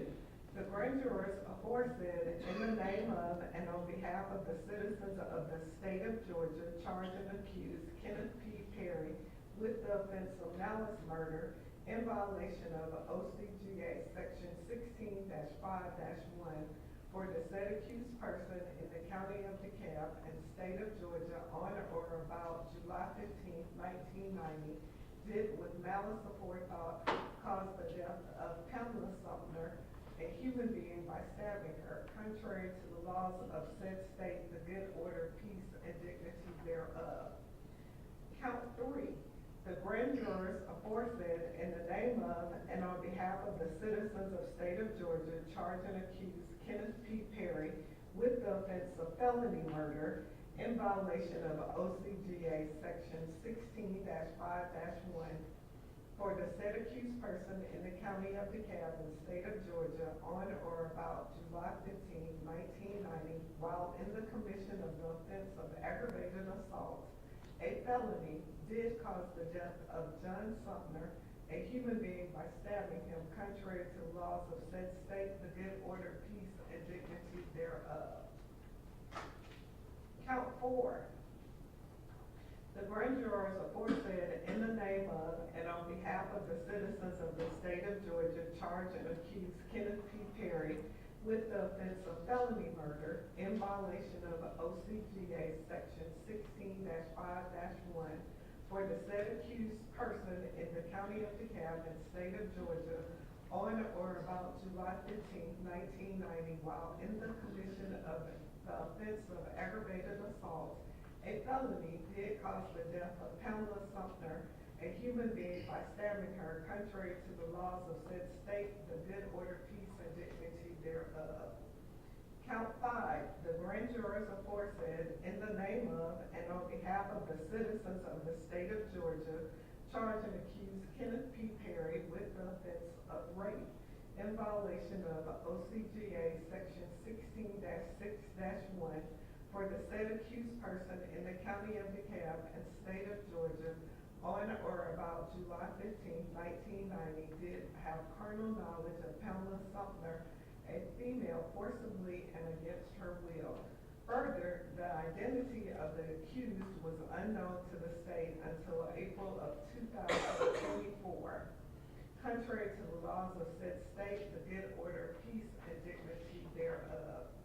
Count 6. The grand jurors aforesaid, in the name of and on behalf of the citizens of the state of Georgia, charge and accuse Kenneth P. Perry with the offense of aggravated assault in violation of OCGA section 16-5-21 for the said accused person in the county of DeKalb and state of Georgia on or about July 15, 1990, did make an assault upon the person of John Sumner with a knife, an object which, when used offensively against a person, is likely to result in serious bodily injury by stabbing him. Further, the identity of the accused was unknown to the state until April of 2024, contrary to the laws of said state, the good order, peace, and dignity thereof. Count 7, the grand jurors aforesaid in the name of and on behalf of the citizens of the state of Georgia charge and accuse Kenneth Perry with the offense of aggravated assault in violation of OCGA section 16-5-21 for the said accused person in the county of DeKalb and state of Georgia on or about July 15, 1990 did make an assault upon the person of Pamela Sumter with a knife, an object which when used offensively against a person is likely to result in serious bodily injury by stabbing her. Further, the identity of the accused was unknown to the state until April of 2024. Contrary to the laws of said state, the good order, peace, and dignity thereof. Count 8. The grand jurors aforesaid in the name of and on behalf of the citizens of the state of Georgia charge and accuse Kenneth Perry with the offense of aggravated assault in violation of OCGA section 16-5-21 for the said accused person in the county of DeKalb and state of Georgia on or about July 15, 1990 did make an assault upon the person of Pamela Sumter with accused hands and arms, objects which when used offensively against a person are likely to result in serious bodily injury by strangling her. Further, the identity of the accused was unknown to the state until April of 2024, contrary to the laws of said state, the good order, peace, and dignity thereof. Count 9. The grand jurors aforesaid in the name of and on behalf of the citizens of the state of Georgia charge and accuse Kenneth Perry with the offense of aggravated assault in violation of OCGA section 16-5-21 for the said accused person in the county of DeKalb and the state of Georgia on or about July 15, 1990 did make an assault upon the person of Pamela Sumter with a pillow, an object which when used offensively against a person is likely to result in serious bodily injury by obstructing the nose and mouth of such person. Further, the identity of the accused was unknown to the state until April of 2024, contrary to the laws of said state, the good order, peace, and dignity thereof. Count 10. The grand jurors aforesaid in the name of and on behalf of the citizens of the state of Georgia charge and accuse Kenneth Perry with the offense of aggravated battery in violation of OCGA section 16-5-24 for the said accused person in the county of DeKalb and state of Georgia on or about July 15, 1990 did maliciously cause bodily harm to John Sumter by seriously disfiguring said victim's body, to wit, the victim's left lateral lower ribs by fracturing said ribs in a manner unknown to the grand jury.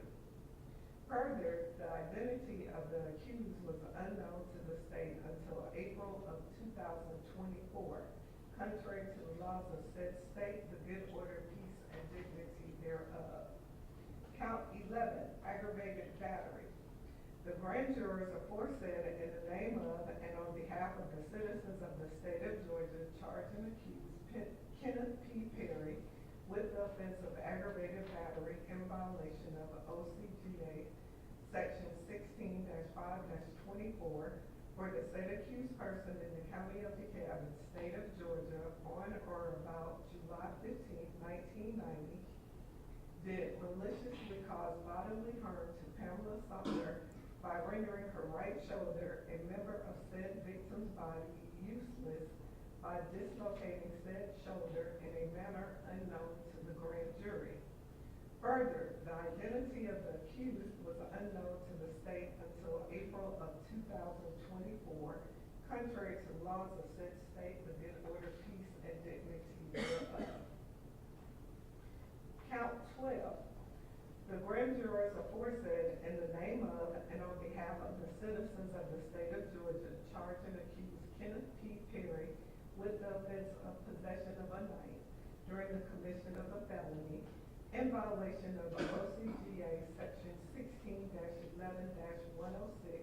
for the said accused person in the county of DeKalb and state of Georgia on or about July 15, 1990, did unlawfully have on his person a knife having a blade of 3 or more inches in length during the commission of a crime of an aggravated assault, a felony, a crime involving the person of John Sutton. Further, the identity of the accused was unknown to the state until April of 2024, contrary to the laws of said state, the good order and peace and dignity thereof. Count 13. The grand jurors aforesaid, in the name of and on behalf of the citizens of the state of Georgia, charge and accuse Kenneth Perry with the offense of possession of a knife during the commission of a felony in violation of OCGA section 16-11-106 for the said accused person in the county of DeKalb and state of Georgia on or about July 15, 1990, did unlawfully have on his person a knife having a blade of 3 or more inches in length during the commission of the crime of aggravated assault, a felony, a crime involving the person of Pamela Sumter. Further, the identity of the accused was unknown to the state until April of 2024, contrary to the laws of said state, the good order, peace, and dignity thereof. And count 14. The grand jurors aforesaid, in the name of and on behalf of the citizens of the state of Georgia, charge and accuse Kenneth Perry with the offense of theft by taking in violation of OCGA section 16-8-2 for the said accused person in the county of DeKalb in the state of Georgia on or about July 15, 1990, did unlawfully take a 1990 Dodge Saddle, the property of Snappy Rent-A-Car with a value greater than $500 with the intent to deprive said owner of said property.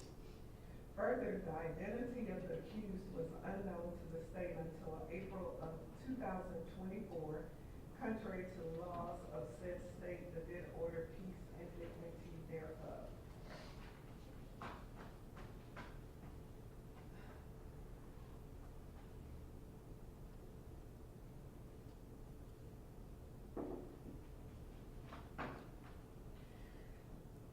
Ladies and gentlemen of the jury, you are considering the case of the state of Georgia versus Kenneth Perry, which is indictment number 24-CR-2608-4. The defendant has entered a plea of not guilty to this indictment. The indictment and the plea form the issue that you are to decide. Neither the indictment nor the plea of not guilty should be considered as evidence. The defendant is presumed to be innocent until proven guilty.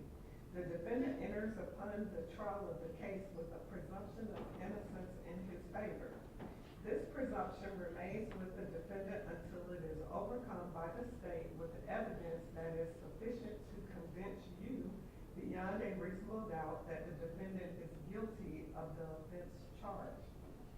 No person shall be convicted of any crime unless and until each element of the crime is proven beyond a reasonable doubt.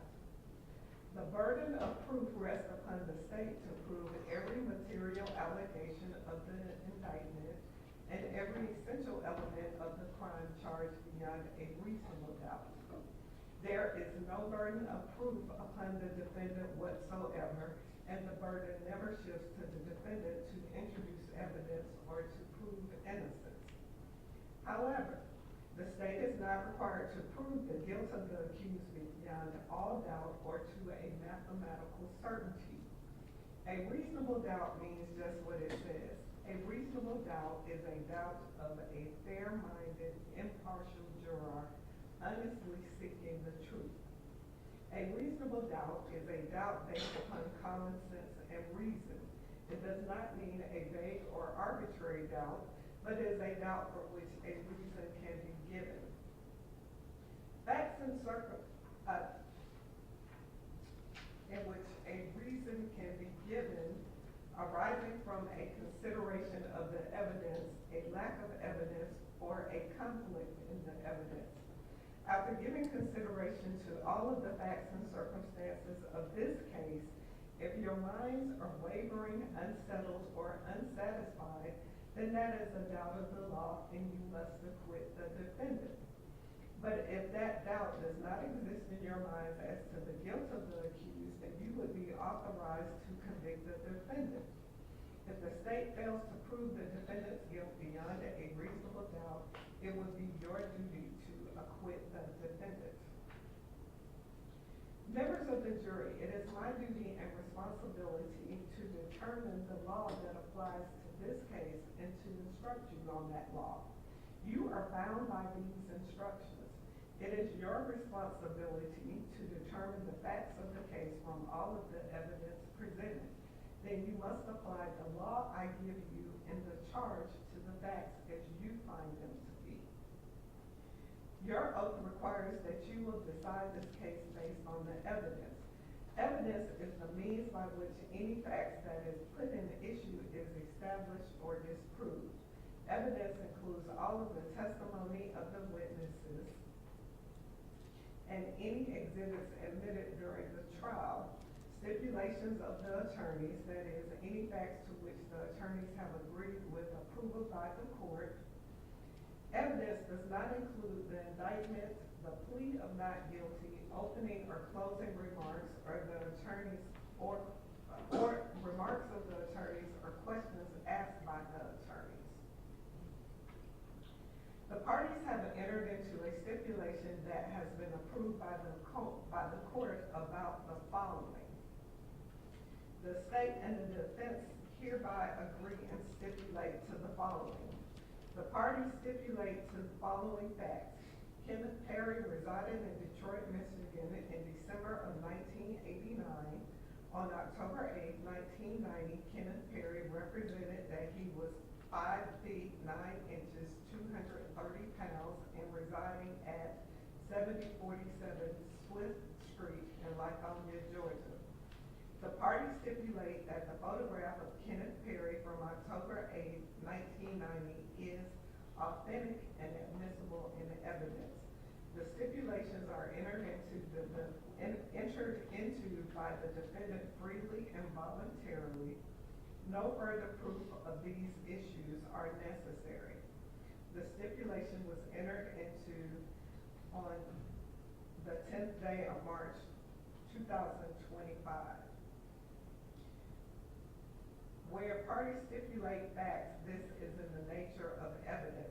You must take that fact or those facts as a given without the necessity of further proof.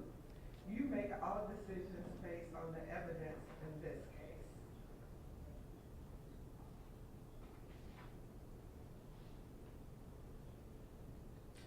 Where parties stipulate, this is in the nature of evidence. You may take the testimony as if it were given in court, and you may rely on it if you find it credible. However, either party may dispute such testimony by other evidence. You make all decisions based on the evidence in this case. Facts and circumstances that merely place upon the defendant a grave suspicion of the crime charged, or that merely raise a speculation or conjecture of the defendant's guilt, are not sufficient to authorize a conviction of the defendant.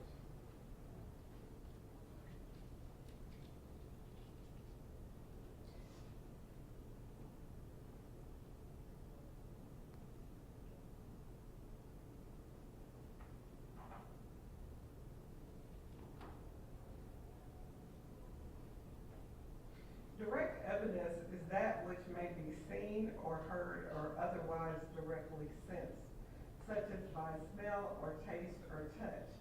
It may be brought into court in the form of exhibits or the testimony of direct witnesses to such matters. It is evidence that points immediately to the issue in question. When direct evidence by inference points to an obvious, likely, or reasonable conclusion, even though that conclusion was not directly seen, heard, smelled, tasted, or touched, that is said to be circumstantial or indirect evidence. Circumstantial evidence is the proof of facts or circumstances by direct evidence, from which you may infer other related or connected facts that are reasonable and justified in light of your experience. It is evidence that only tends to establish a conclusion in question by its consistency with such conclusion or elimination of other conclusions. Sometimes circumstantial evidence may point to more than one conclusion. To authorize a conviction on circumstantial evidence, the proved facts must not only be consistent with the theory of guilt, but also exclude every other reasonable theory other than the guilt of the accused. The law does not require a higher or greater degree of certainty on the part of the jury to return a verdict based upon circumstantial evidence than upon direct evidence. Whether dependent upon direct evidence or circumstantial evidence or both, the true test is whether there is sufficient evidence or whether the evidence is sufficiently convincing to satisfy you beyond a reasonable doubt. If not, you must acquit. If so, you may convict. There is no rule that either circumstantial or direct evidence is stronger than the other if conflicting. The comparative weight of circumstantial evidence and direct evidence on any given issue is a question of fact for the jury to decide. The jury must determine the credibility of witnesses.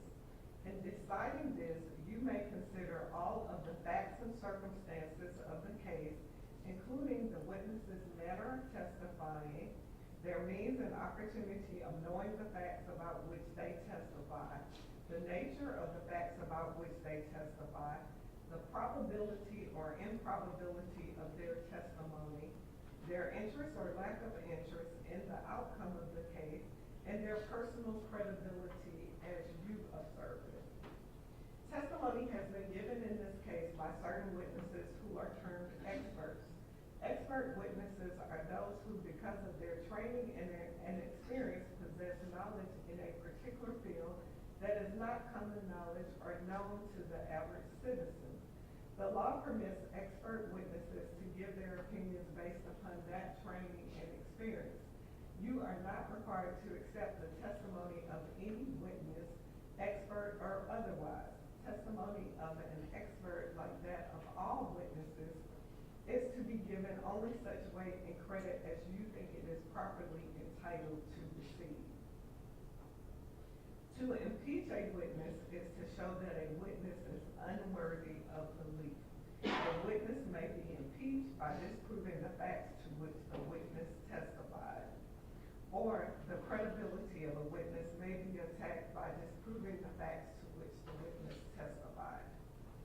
Your assessment of a trial witness's credibility may be affected by comparing or contrasting the testimony to statements or testimony of that same witness before the trial started.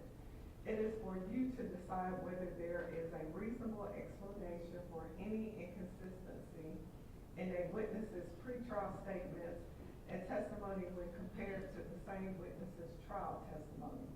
As with all issues of witness credibility, you, the jury, must apply your common sense and reason to decide what testimony you believe or do not believe. The testimony of a single witness, if believed, is sufficient to establish a fact. Generally, there is no legal requirement of corroboration of a witness provided you find the evidence to be sufficient. Identity is a question of fact for you to determine. Your determination of identity is dependent upon the credibility of the witness or witnesses offered for this purpose. You should consider all of the factors previously charged you regarding credibility of witnesses. Some, but not all of the factors you may consider in assessing reliability of identification are the opportunity of the witness to view the alleged perpetrator at the time of the alleged incident, the witness's degree of attention toward the alleged perpetrator at the time of the alleged incident, the possibility of mistaken identity. whether the witness's identification may have been influenced by factors other than the view the witness claimed to have, whether the witness on any prior occasion did not identify the defendant in this case as the alleged perpetrator, and the length of time between the crime and the out-of-court identification. It is for you to say whether, under the evidence in this case, the testimony of the witnesses and the facts and circumstances of the case sufficiently identify the defendant beyond a reasonable doubt as the perpetrator of the alleged crime.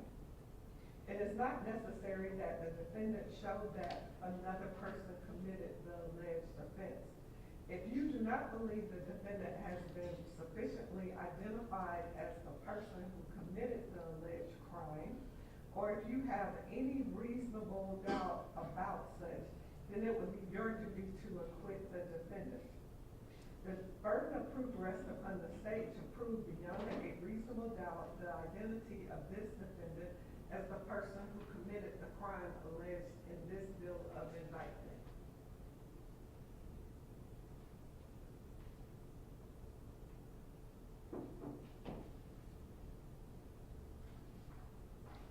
Certain evidence of fingerprint comparison has been admitted by the court for your possible consideration.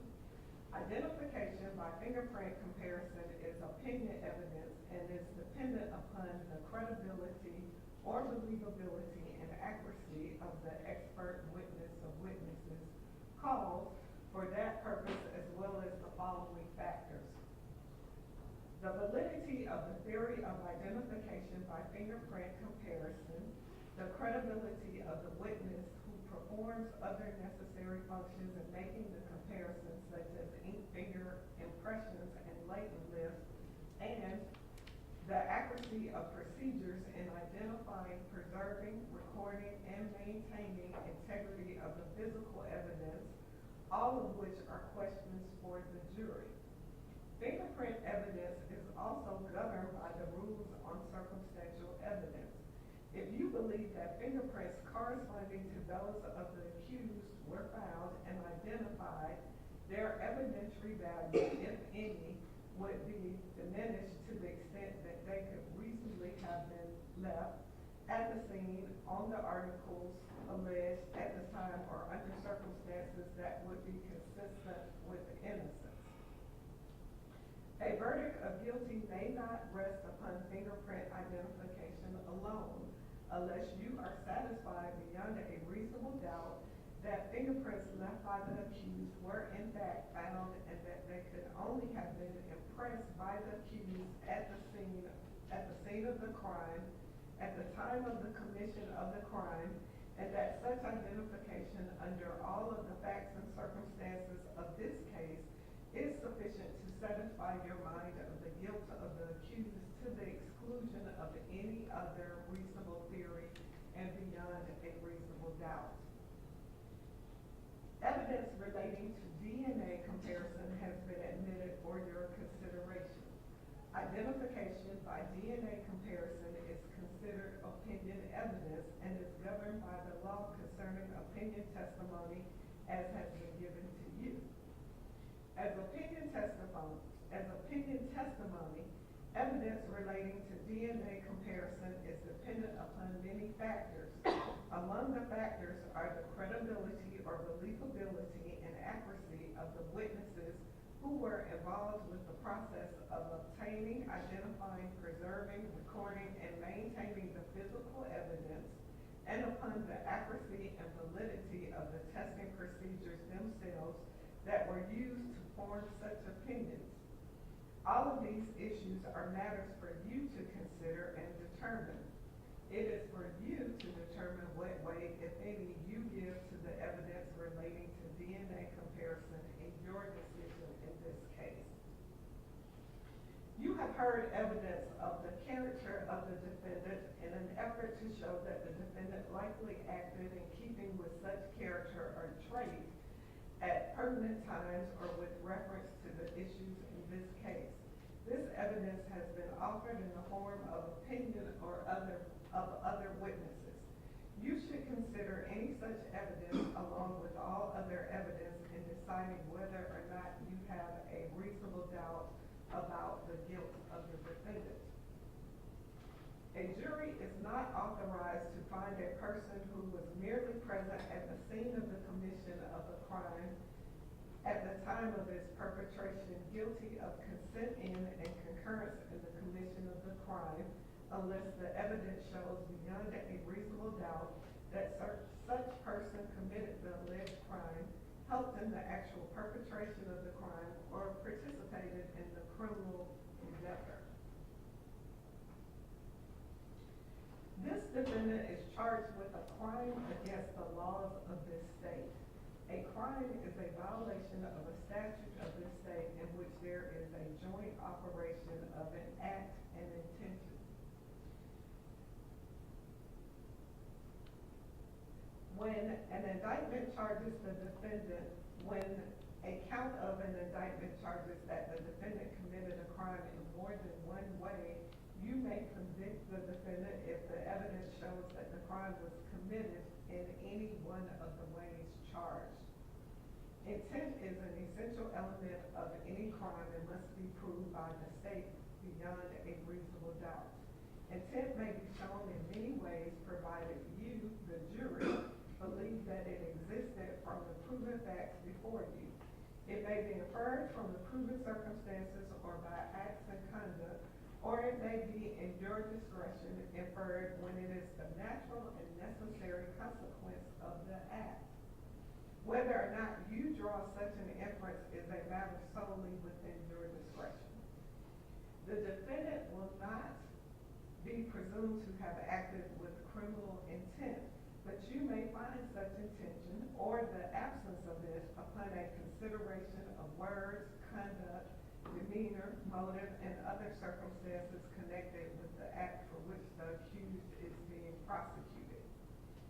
Every person is presumed to be of sound mind and discretion, but this presumption may be rebutted.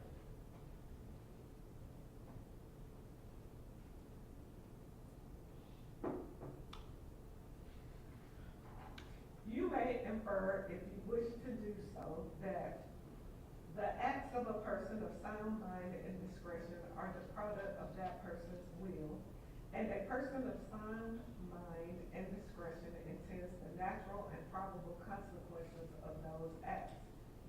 Whether or not you make any such inference or inferences is a matter solely within the discretion of the jury.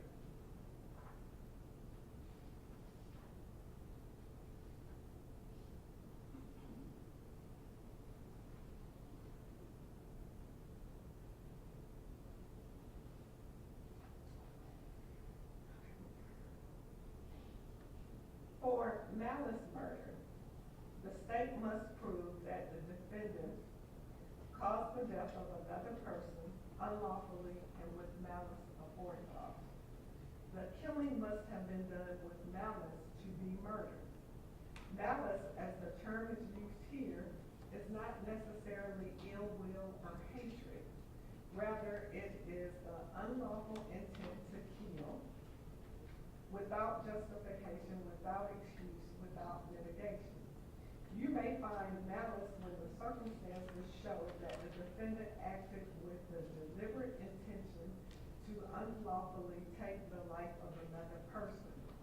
You may also find malice when there does not appear to be significant provocation and all of the circumstances of the killing show an abandoned and malignant heart. The state does not have to prove premeditation to prove murder. If a killing is done with malice, it is murder regardless of how briefly the malicious intent existed. No specific length of time is required for malice to arise in the defendant's mind. Malice may be formed in a moment and instantly a fatal wound may be inflicted.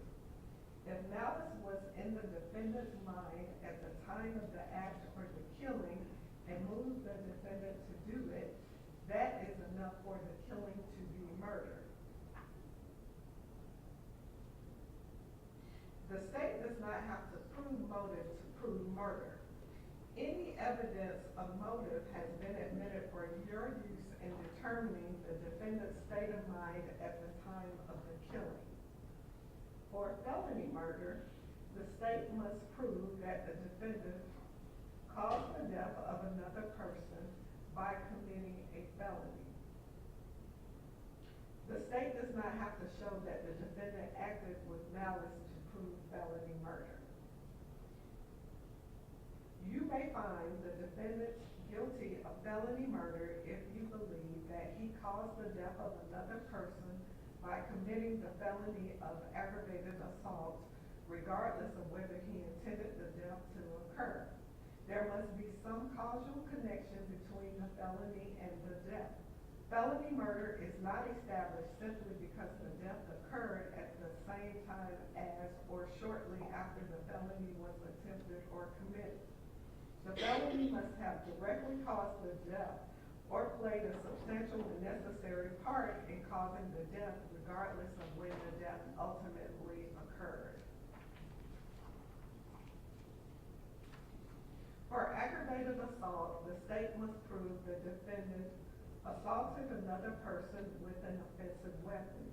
To prove assault, the state does not have to prove that the other person was actually injured. However, the state must prove that the defendant attempted to cause a violent injury to the person and or committed an act that placed the person in reasonable apprehension or fear of immediately receiving a violent injury. An offensive weapon is any object that is likely to cause or actually does cause death or serious bodily injury if used against someone. In deciding whether a knife is an offensive weapon, you may consider all of the following factors: the nature and extent of any injury inflicted, the character or capabilities of the weapon, the manner in which it was used, any display of it to the jury, any other circumstances of the case.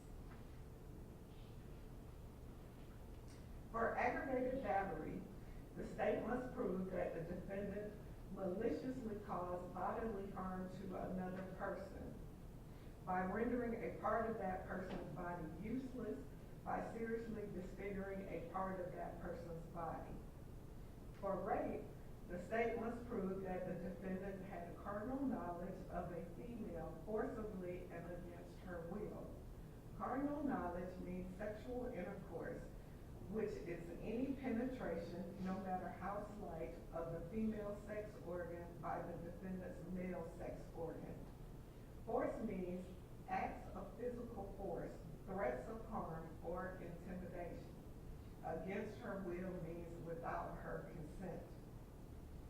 For possession of a knife during the commission of a felony, the state must prove that the defendant had a knife with a blade at least 3 inches long while committing a felony, which is one of the following: a crime against or involving another person. Aggravated assault is a felony, which I have defined for you.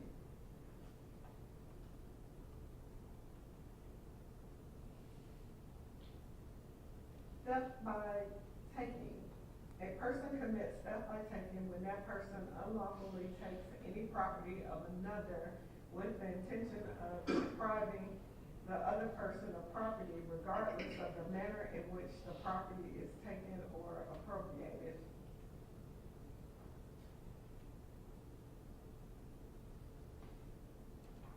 Theft valued over $500. If you believe beyond a reasonable doubt that the defendant committed the offense of theft by taking the property of a proven value in excess of $500 that is described in this indictment, then you would be authorized to find the defendant guilty. In that event, the form of your verdict would be, we, the jury, find the defendant guilty.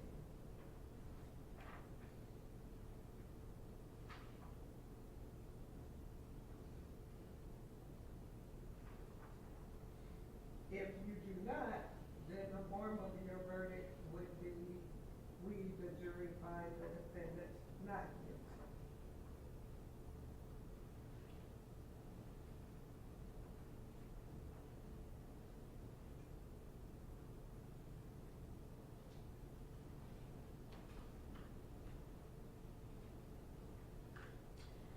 Now, the law provides that criminal actions shall be tried in the county in which the crime was committed.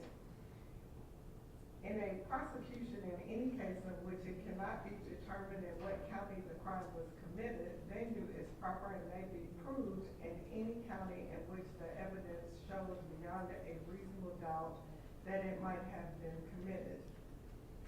Venue, that is, the crime was committed in DeKalb County, is a jurisdictional fact that must be proved by the state beyond a reasonable doubt as to each crime charged in the indictment, just as any element of the offense or offenses. Venue must be proved by direct or circumstantial evidence or both.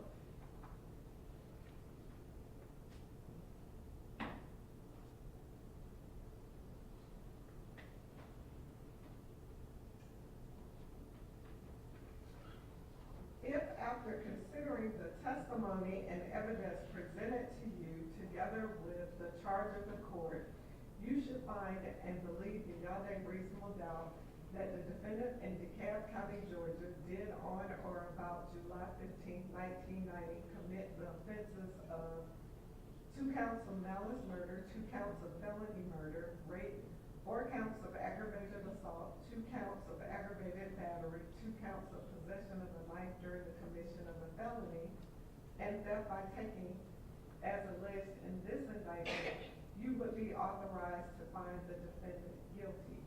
In any event, the form of your verdict would be, we, the jury, find the defendant guilty.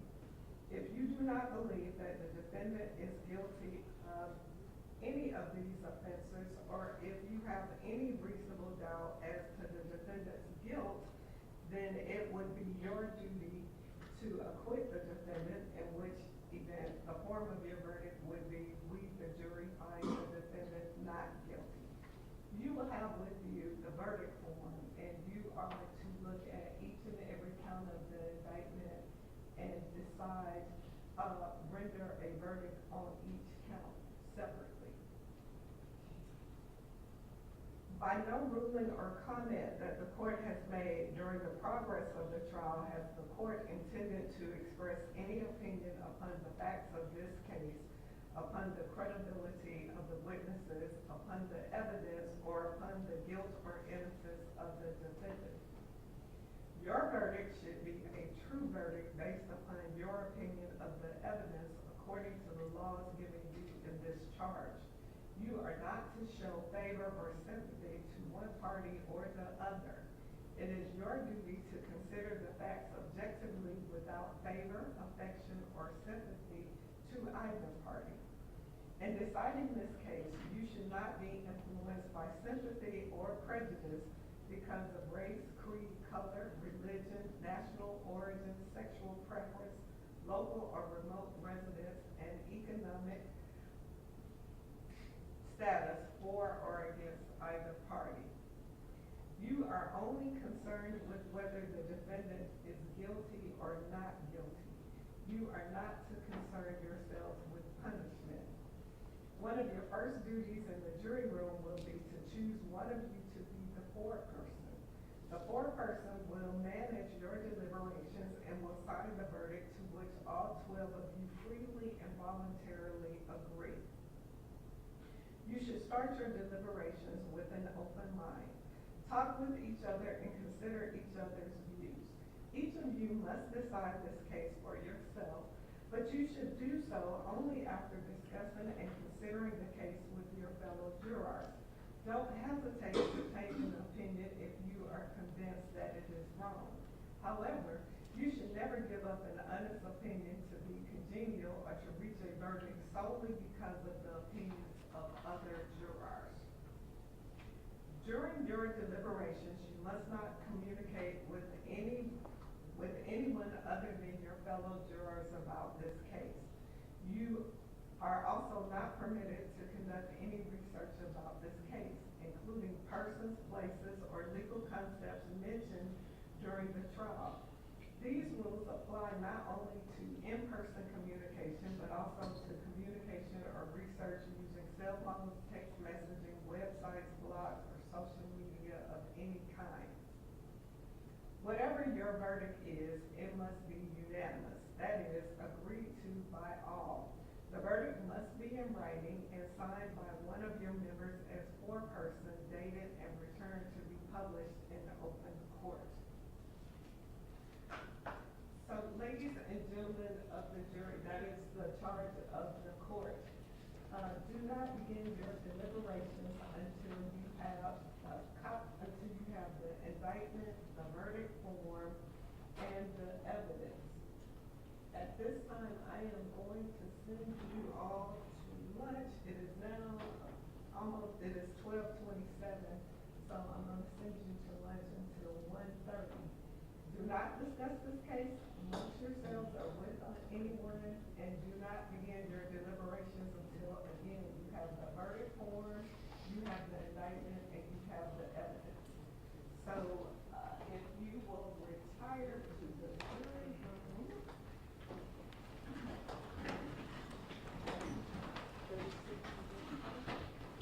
Jurors numbers 36 and 37, if you would remain in the courtroom.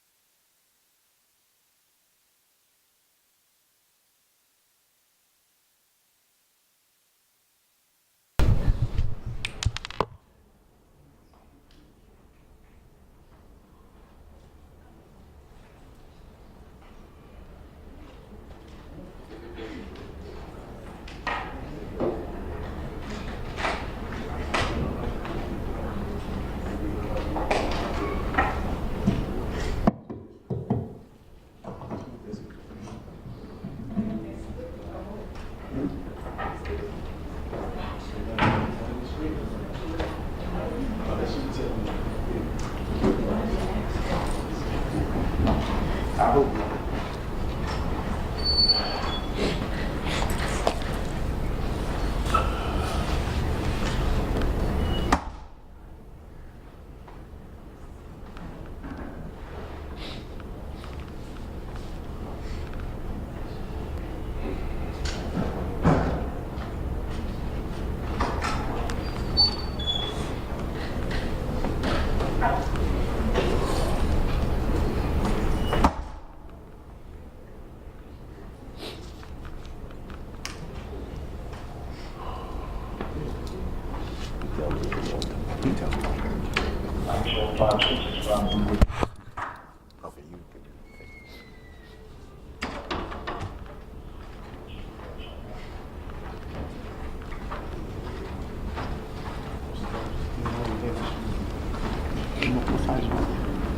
I'm 13, but I don't wear them every day. I just go on. I can't mind, 'cause I don't know.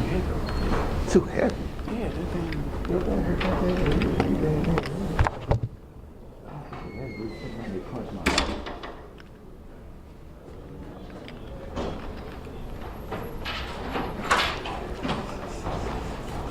Court come to order.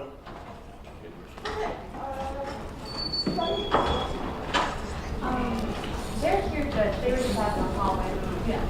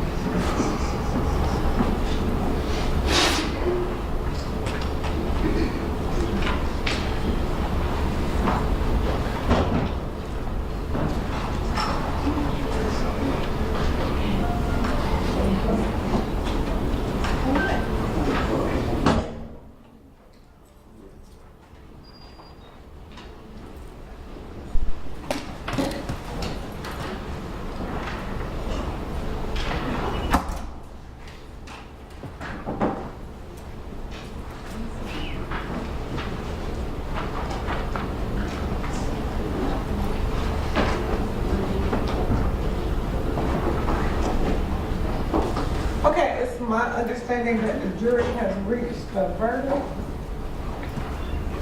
So, all right, so let's bring the jury on.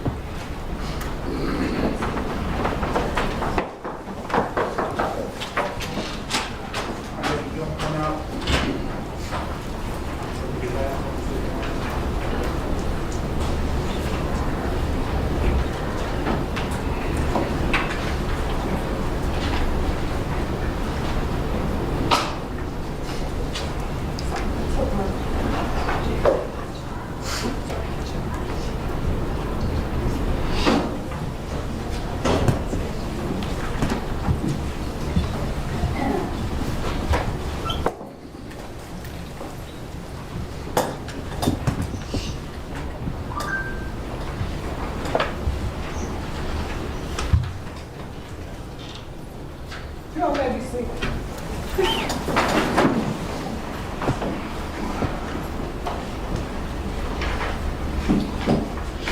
Ladies and gentlemen of the jury, it is my understanding that you all have reached a unanimous verdict. And who is the foreperson? Okay. And do you have the verdict form? Is it signed and dated by you? Yes, ma'am. So if you would hand that to Deputy Francis.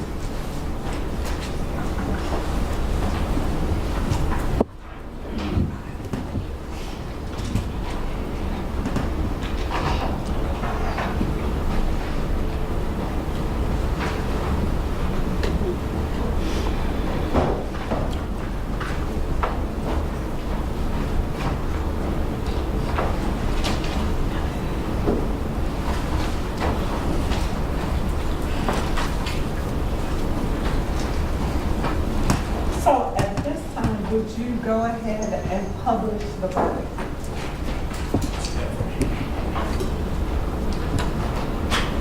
As to count one, malice murder, we, the jury, find the defendant, Kenneth Perry, guilty.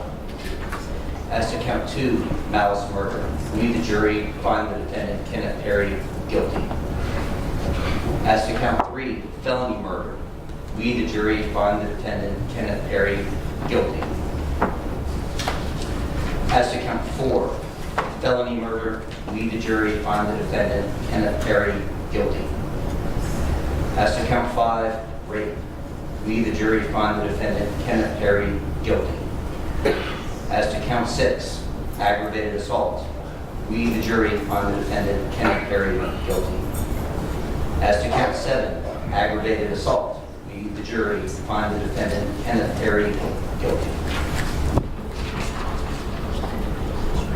As to count 8, aggravated assault, we, the jury, find the defendant, Kenneth Perry, guilty. As to count 9, aggravated assault, we, the jury, find the defendant, Kenneth Perry, guilty. As to count 10, aggravated battery, we, the jury, find the defendant, Kenneth Perry, guilty.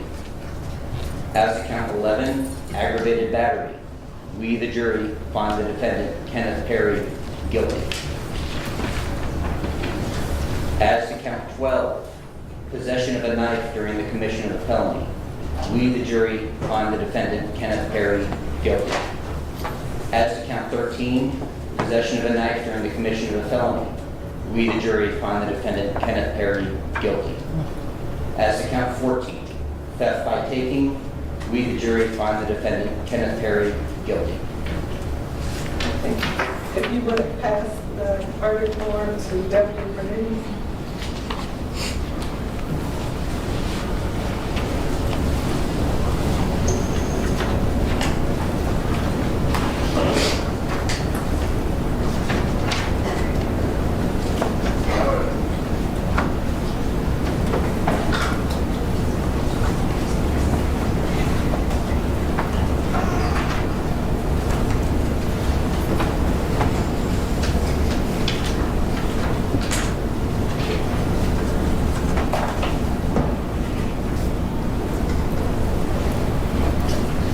Is there any reason why at this time this jury, let this jury be released? No reason from the state. Judge, we're gonna move the poll. So ladies and gentlemen of the jury, a poll has been requested, so I am going to ask a number of questions for each of you individually. So starting with juror number 5. Juror number 5. Was this your verdict in the jury room? Yes, Your Honor. Was it freely and voluntarily made by you? Yes, Your Honor. Is it still your verdict? Yes, Your Honor. Juror number 7. Was this your verdict in the jury room? Yes. Was it freely and voluntarily made by you? Yes. Is it still your verdict? Yes. Juror number 8. Was this your verdict in the jury room? Yes. Was it freely and voluntarily made by you? Yes. Is it still your verdict? Yes. Juror number 9. Was this your verdict in the jury room? Yes. Was it freely and voluntarily made by you? Yes. And is it still your verdict? Yes. Juror number 14. Was this your verdict in the jury room? Yes. Was it freely and voluntarily made by you? Yes. Is it still your verdict? Yes. Juror number 15. Was this your verdict in the jury room? Yes, Your Honor. Was it freely and voluntarily made by you? It was. Is it still your verdict? Yes. Juror number 17. Was this your verdict in the jury room? Yes, Your Honor. Was it freely and voluntarily made by you? Yes, Your Honor. Is it still your verdict? Yes, Your Honor. Juror number 18. Was this your verdict in the jury room? Yes, Your Honor. Was it freely and voluntarily made by you? Yes. And is it still your verdict? Yes. Juror number 21. Was this your verdict in the jury room? Yes, Your Honor. Was it freely and voluntarily made by you? Yes, Your Honor. And is it still your verdict? Yes, ma'am. Juror number 22. Was this your verdict in the jury room? Yes. Was it freely and voluntarily made by you? Yes. And is it still your verdict? Yes. Juror number 31. Juror number 31, was this your verdict in the jury room? Yes, Your Honor. Was it freely and voluntarily made by you? Yes, it was. And is it still your verdict? Yes, it is. Juror number 33, was this your verdict in the jury room? Yes. Was it freely and voluntarily made by you? Yes. And is it still your verdict? Yes, Your Honor. I believe I have polled all 12 of you. Is there anyone that I did not poll? Okay. Is there any reason why this jury may not be released? No, Your Honor. No, Your Honor. Okay. So, ladies and gentlemen of the jury, remember, for the last several days, I have indicated that you could not discuss this case amongst yourselves and with anyone. Well, that ends now. So you are released from your service. If you would step back in the jury room, I'm going to speak to you briefly, and you can discuss this case amongst yourselves and with your friends and family members. And thank you for your service.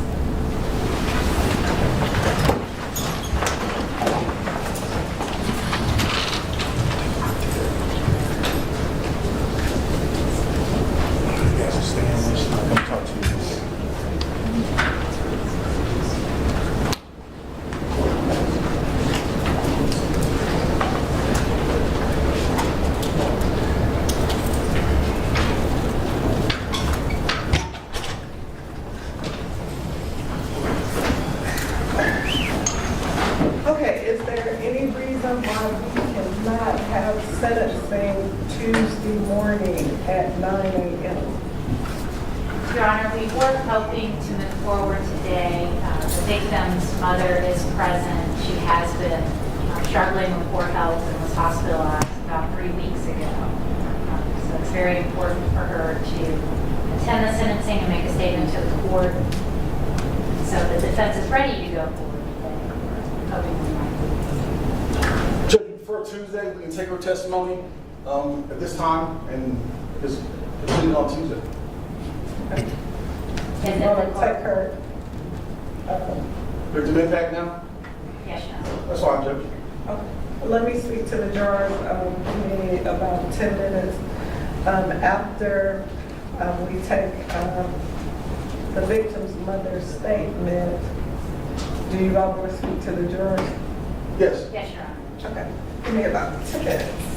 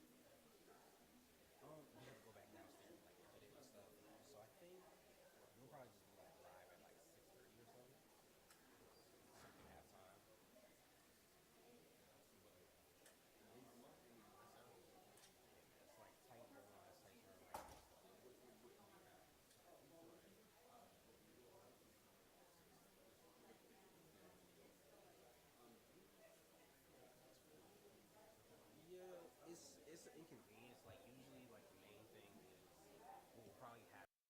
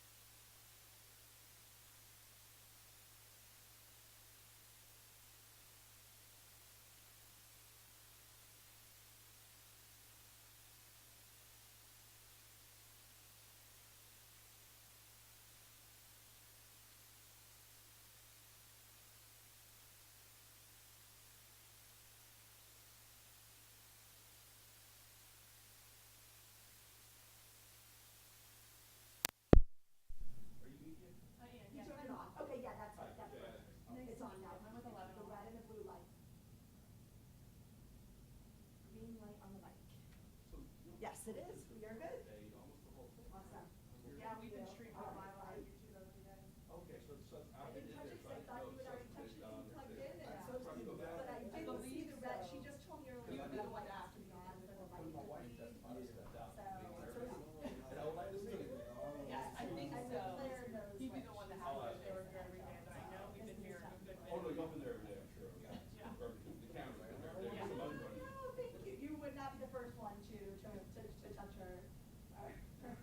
Wait a minute, I just jumped into the conversation, what? No, you guys come in and plug in and do all the things that I don't know how to do on the box there. What do you so. know? We've been streaming this every single day. Okay. Yeah. Right. And Be able to find your wife. Yeah, I stepped out my wife testified because it made me nervous. Didn't bother her, it made me nervous. yeah. And so I want to watch it now. Oh, yeah. The link was on YouTube, right? There was, Yes, yeah, 11 I was Alive watching on YouTube. YouTube. That's how I've been watching it, because I had to stay downstairs in case Yeah. we had to run. Yeah. Yeah. Well, so I know Fox was running it on YouTube. I guess I don't know if you, I was watching your feed on your website earlier in the week. Oh, yeah, we have it there too, yeah. Okay, I was finding it different places. Fox just told Claire that they received word that you are, Great. that you are feeding this. Excellent, so if that helps you guys at all, it should just to know. I'm going to ignore Fox on my return and go 11 Alive.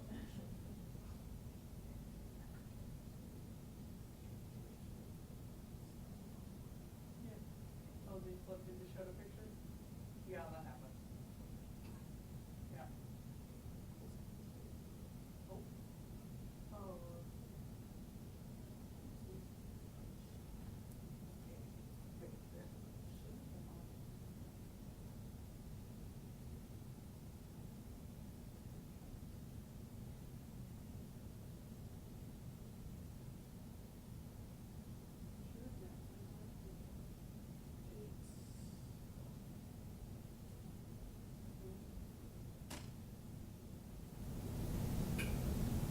They're currently streaming on.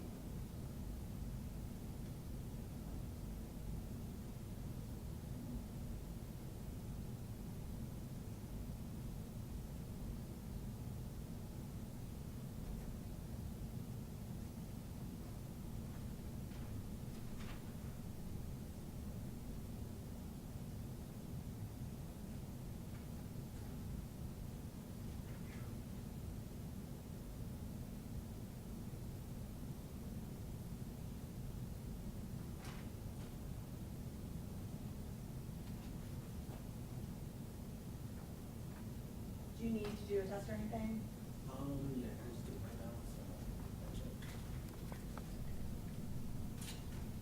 Do you want me to do an audio test too?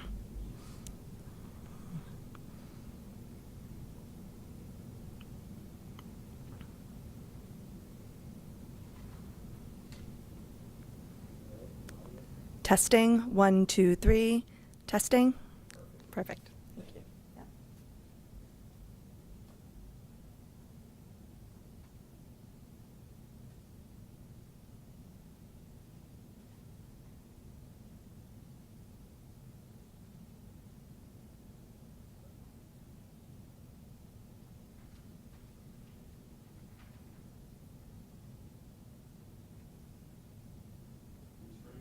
Sounds good.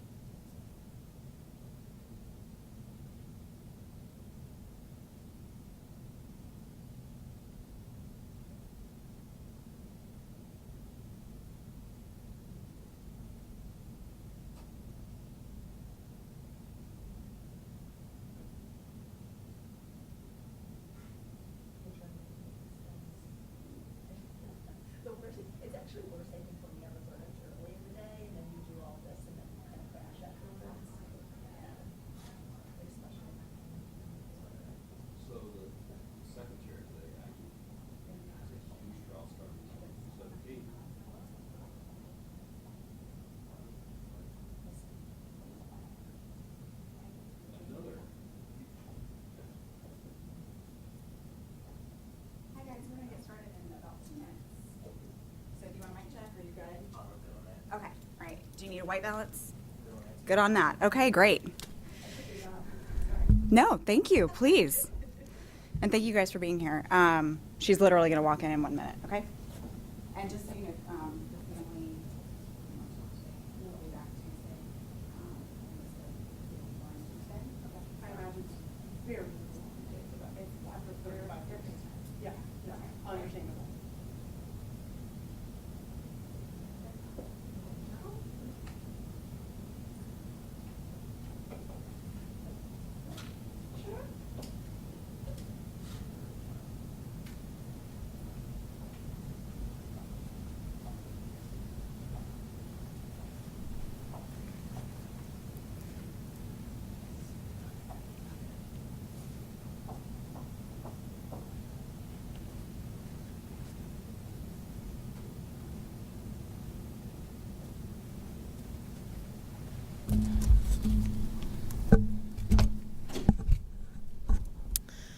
Welcome, and thank you for being here.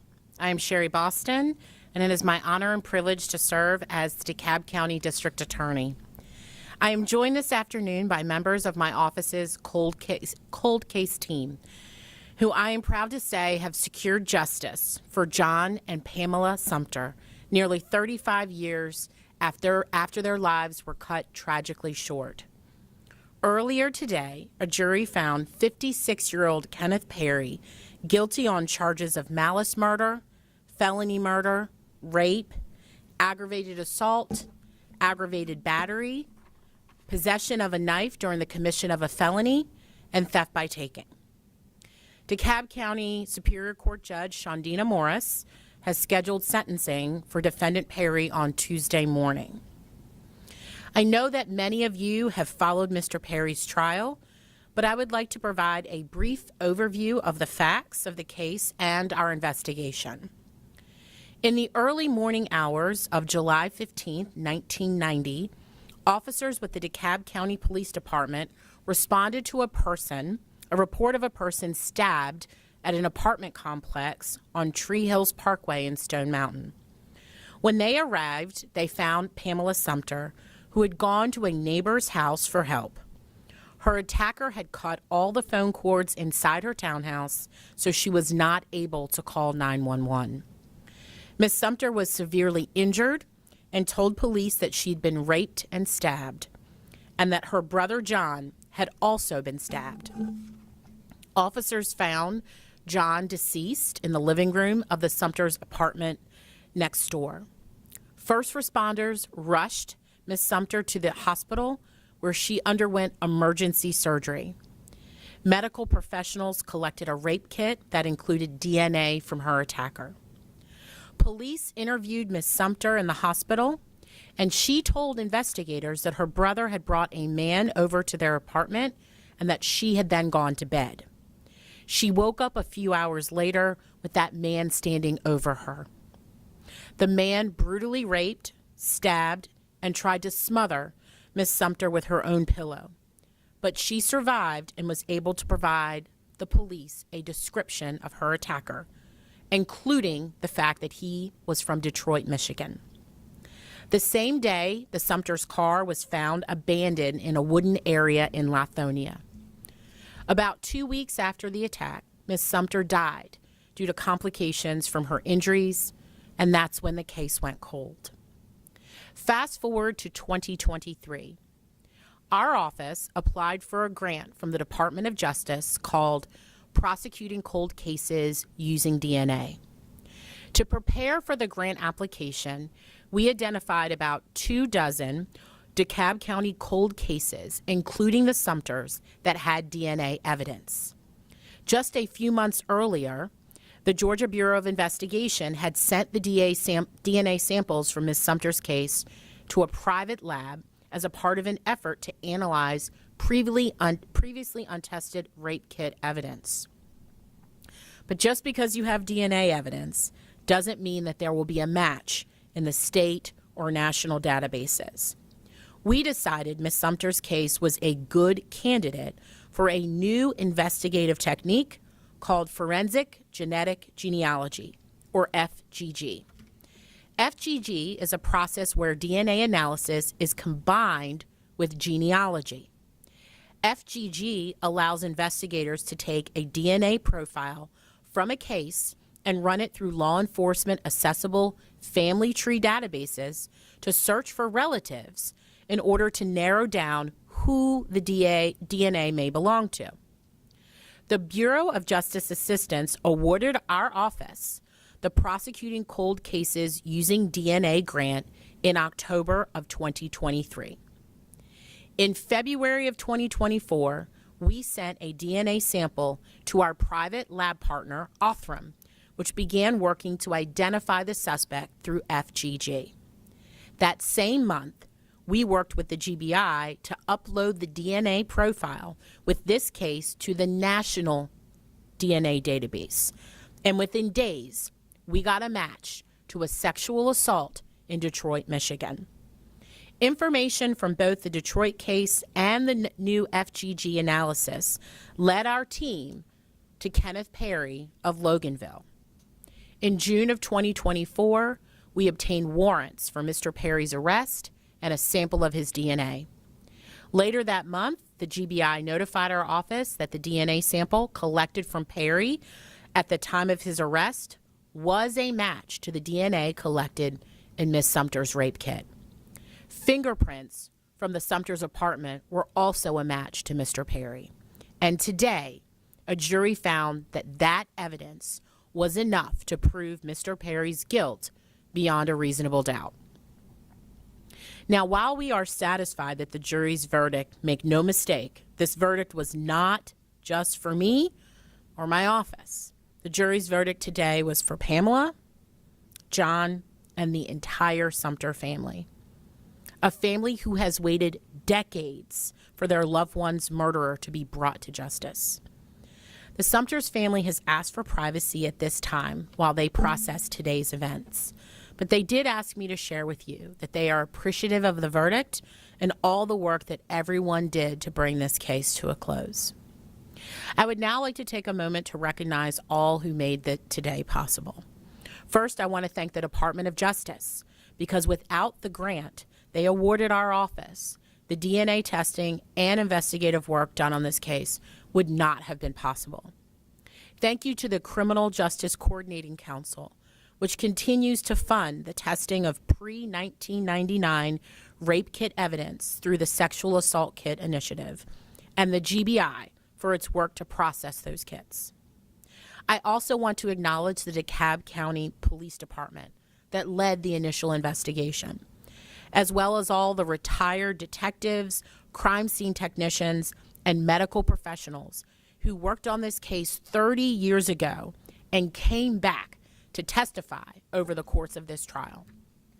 I'd like to thank our private lab partner, Othram, for their diligent work on the Sumter's case and so many others.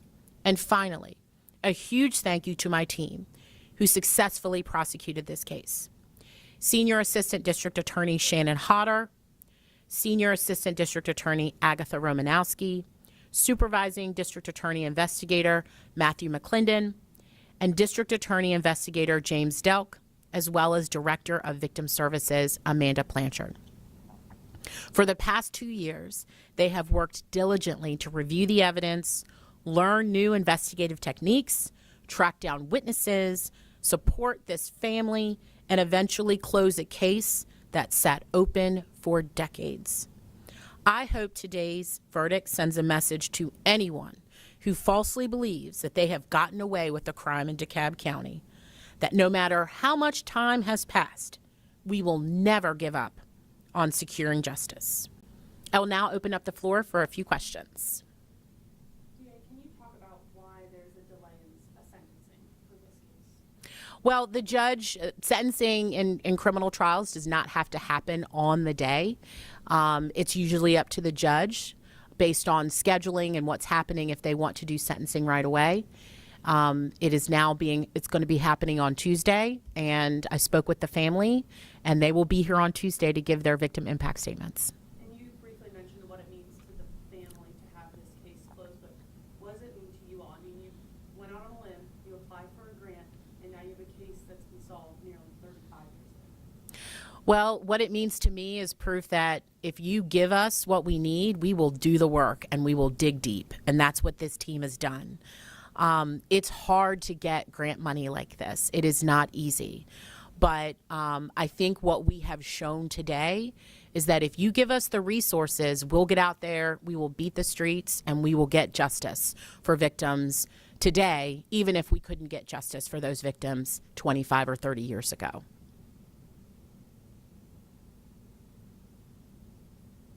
All right. Thank you very much.